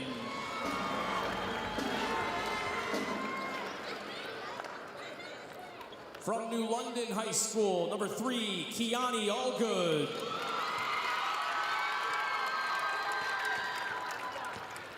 Number 20, Jadalise Rivera.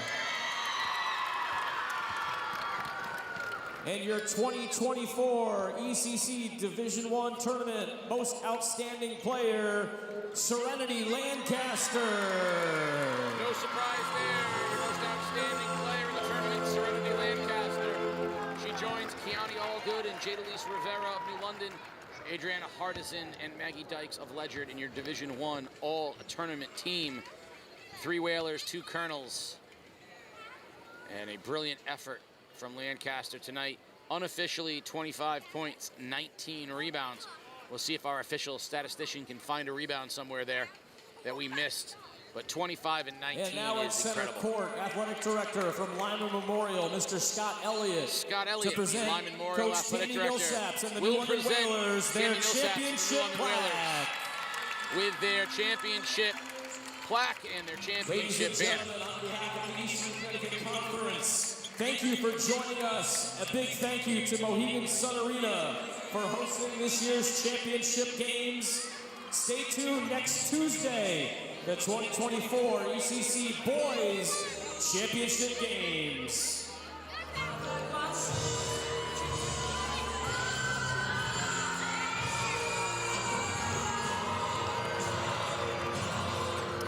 We'll be taking a break shortly. When we come back, we're going to have the coaches interview sponsored by the Horgan Law Group with Tammy Millsaps and our most outstanding player interview.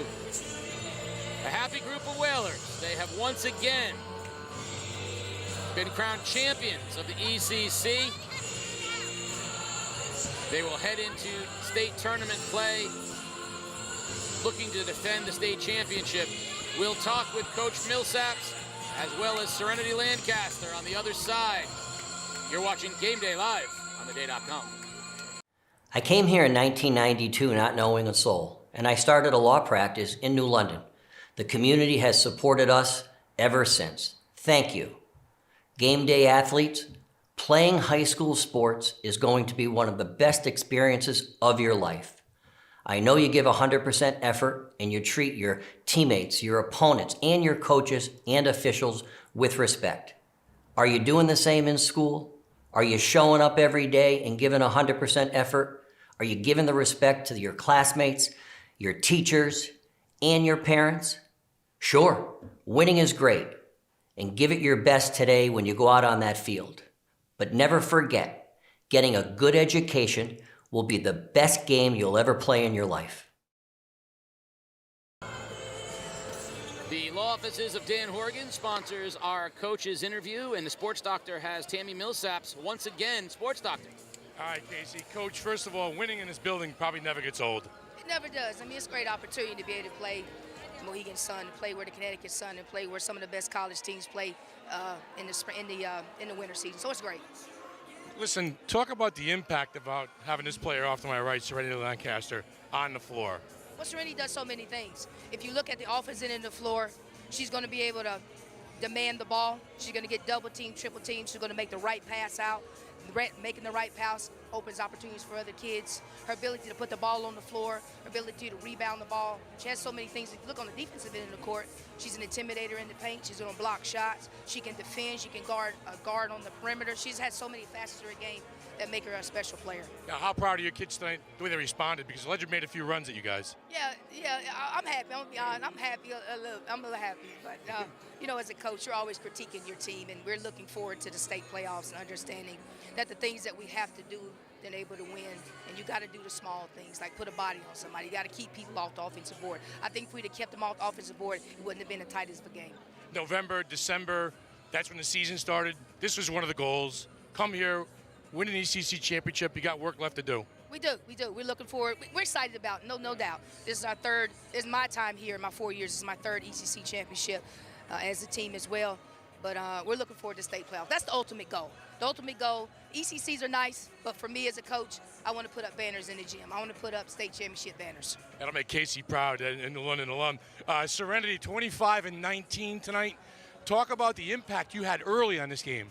The impact I had early on this game, I came in just wanting to hoop. So I came in, had the first 6 points. After that, they called a timeout, started to double me a little bit. But I still made like the correct passes. I still was able to make the ball in the hoop. Not gonna lie, my first couple of shots, there was kind of air balls, but I just got back in my game, got back in my head, and then I just kept hooping. You got 3 fouls out there. You're in a little bit of foul trouble. Coach obviously trusts you. How do you trust yourself as a player not to pick up that 4th or that 5th? Most definitely. I just don't want to go for like stupid blocks. Knowing I can block it, I just don't want to like take that chance of getting my 4th. Or like that last one, I never, ever, like charges are not really my thing. So I'm surprised I got that 3rd one. But definitely I tried to like slow myself down because in situations like that, I don't want to get my 4th coming down the court and driving recklessly. Winning here is fun. And I'm sure you guys aren't done. No, not at all. We're definitely coming back for a state champ. Definitely coming to defend our title, defend our name. 25-19 tonight. Our play of the game, Serenity Lancaster. Great game tonight. Thank you. Right. Casey. Well, the Whalers 3 times in 4 years. Great players make great plays, but Ledyard never went away. Rice with knocking those threes down. Dykes running the floor with Brevard, and you gotta love the sort of no quit attitude that Ledyard has. Yeah, they have a lot of people that can score the basketball. Cassie Rice shot the ball tremendously tonight. At the end of the day, it was too much serenity, and a timely 3 here from Childs really gave them breathing room, and then Serenity puts the finishing touches with an offensive rebound put back at the ends. Just a tremendous performance from New London. Coach Millsaps is a little bit happy after an ECC championship, and that just goes to show you like what the expectations are for this New London high school team. But as you well know, and as well as the sports doctor knows, New London does not put conference championships up in the gym. State championships only in the John T. Conway Gymnasium. It's an ethic that I know all too well, but that's what makes them go hard after it, and that's what makes them what they are, and she demands excellence of them, and they'll certainly have their work cut out for them. Double L is a whole different ballgame. We talked about it on the boys' side with the St. Bernard Saints having to go up to Division I. Same thing. This is the equivalent to New London girls going up to Double L. A game effort from Adriana Hardison, Sierra Brevard, and the Ledyard Colonels. They played really hard and never went away, but at the end, too much New London and too much Serenity Lancaster. Well, on game day, if you're wondering what's next from us, it's Saturday. We will bring you not 1, not 2, not 3, but 4 semifinal boys basketball games from the X Waterford. 11 o'clock, 1 o'clock, 4 o'clock, and 6 o'clock. You'll see some familiar faces. I can tell you right now, me and Juice will not be there for all 4 of them. We're going to split them up and mix them up, but you'll see us there. Game day, we'll have all 4 of those semifinals for you. Then we'll be back here Tuesday for the Division I boys and Division II boys championships. We're looking forward to that. Still have unified basketball on the horizon, as well as possible state championship, state playoff games. So a lot left here in the winter for game day. For the sports doctor, Keith O'Brien, for Chris Giusti, Mike DeMauro, Peter Wappy, and all of the crew, thank you to Mohegan Sun for all that you do to make the ECC a better place and the ECC basketball championships. And thank you to Jim Bunicor and the ECC for a tremendous surprise for me as well. So thank you, everybody. We'll see you on Saturday. And thank you for watching Game Day live on theday.com.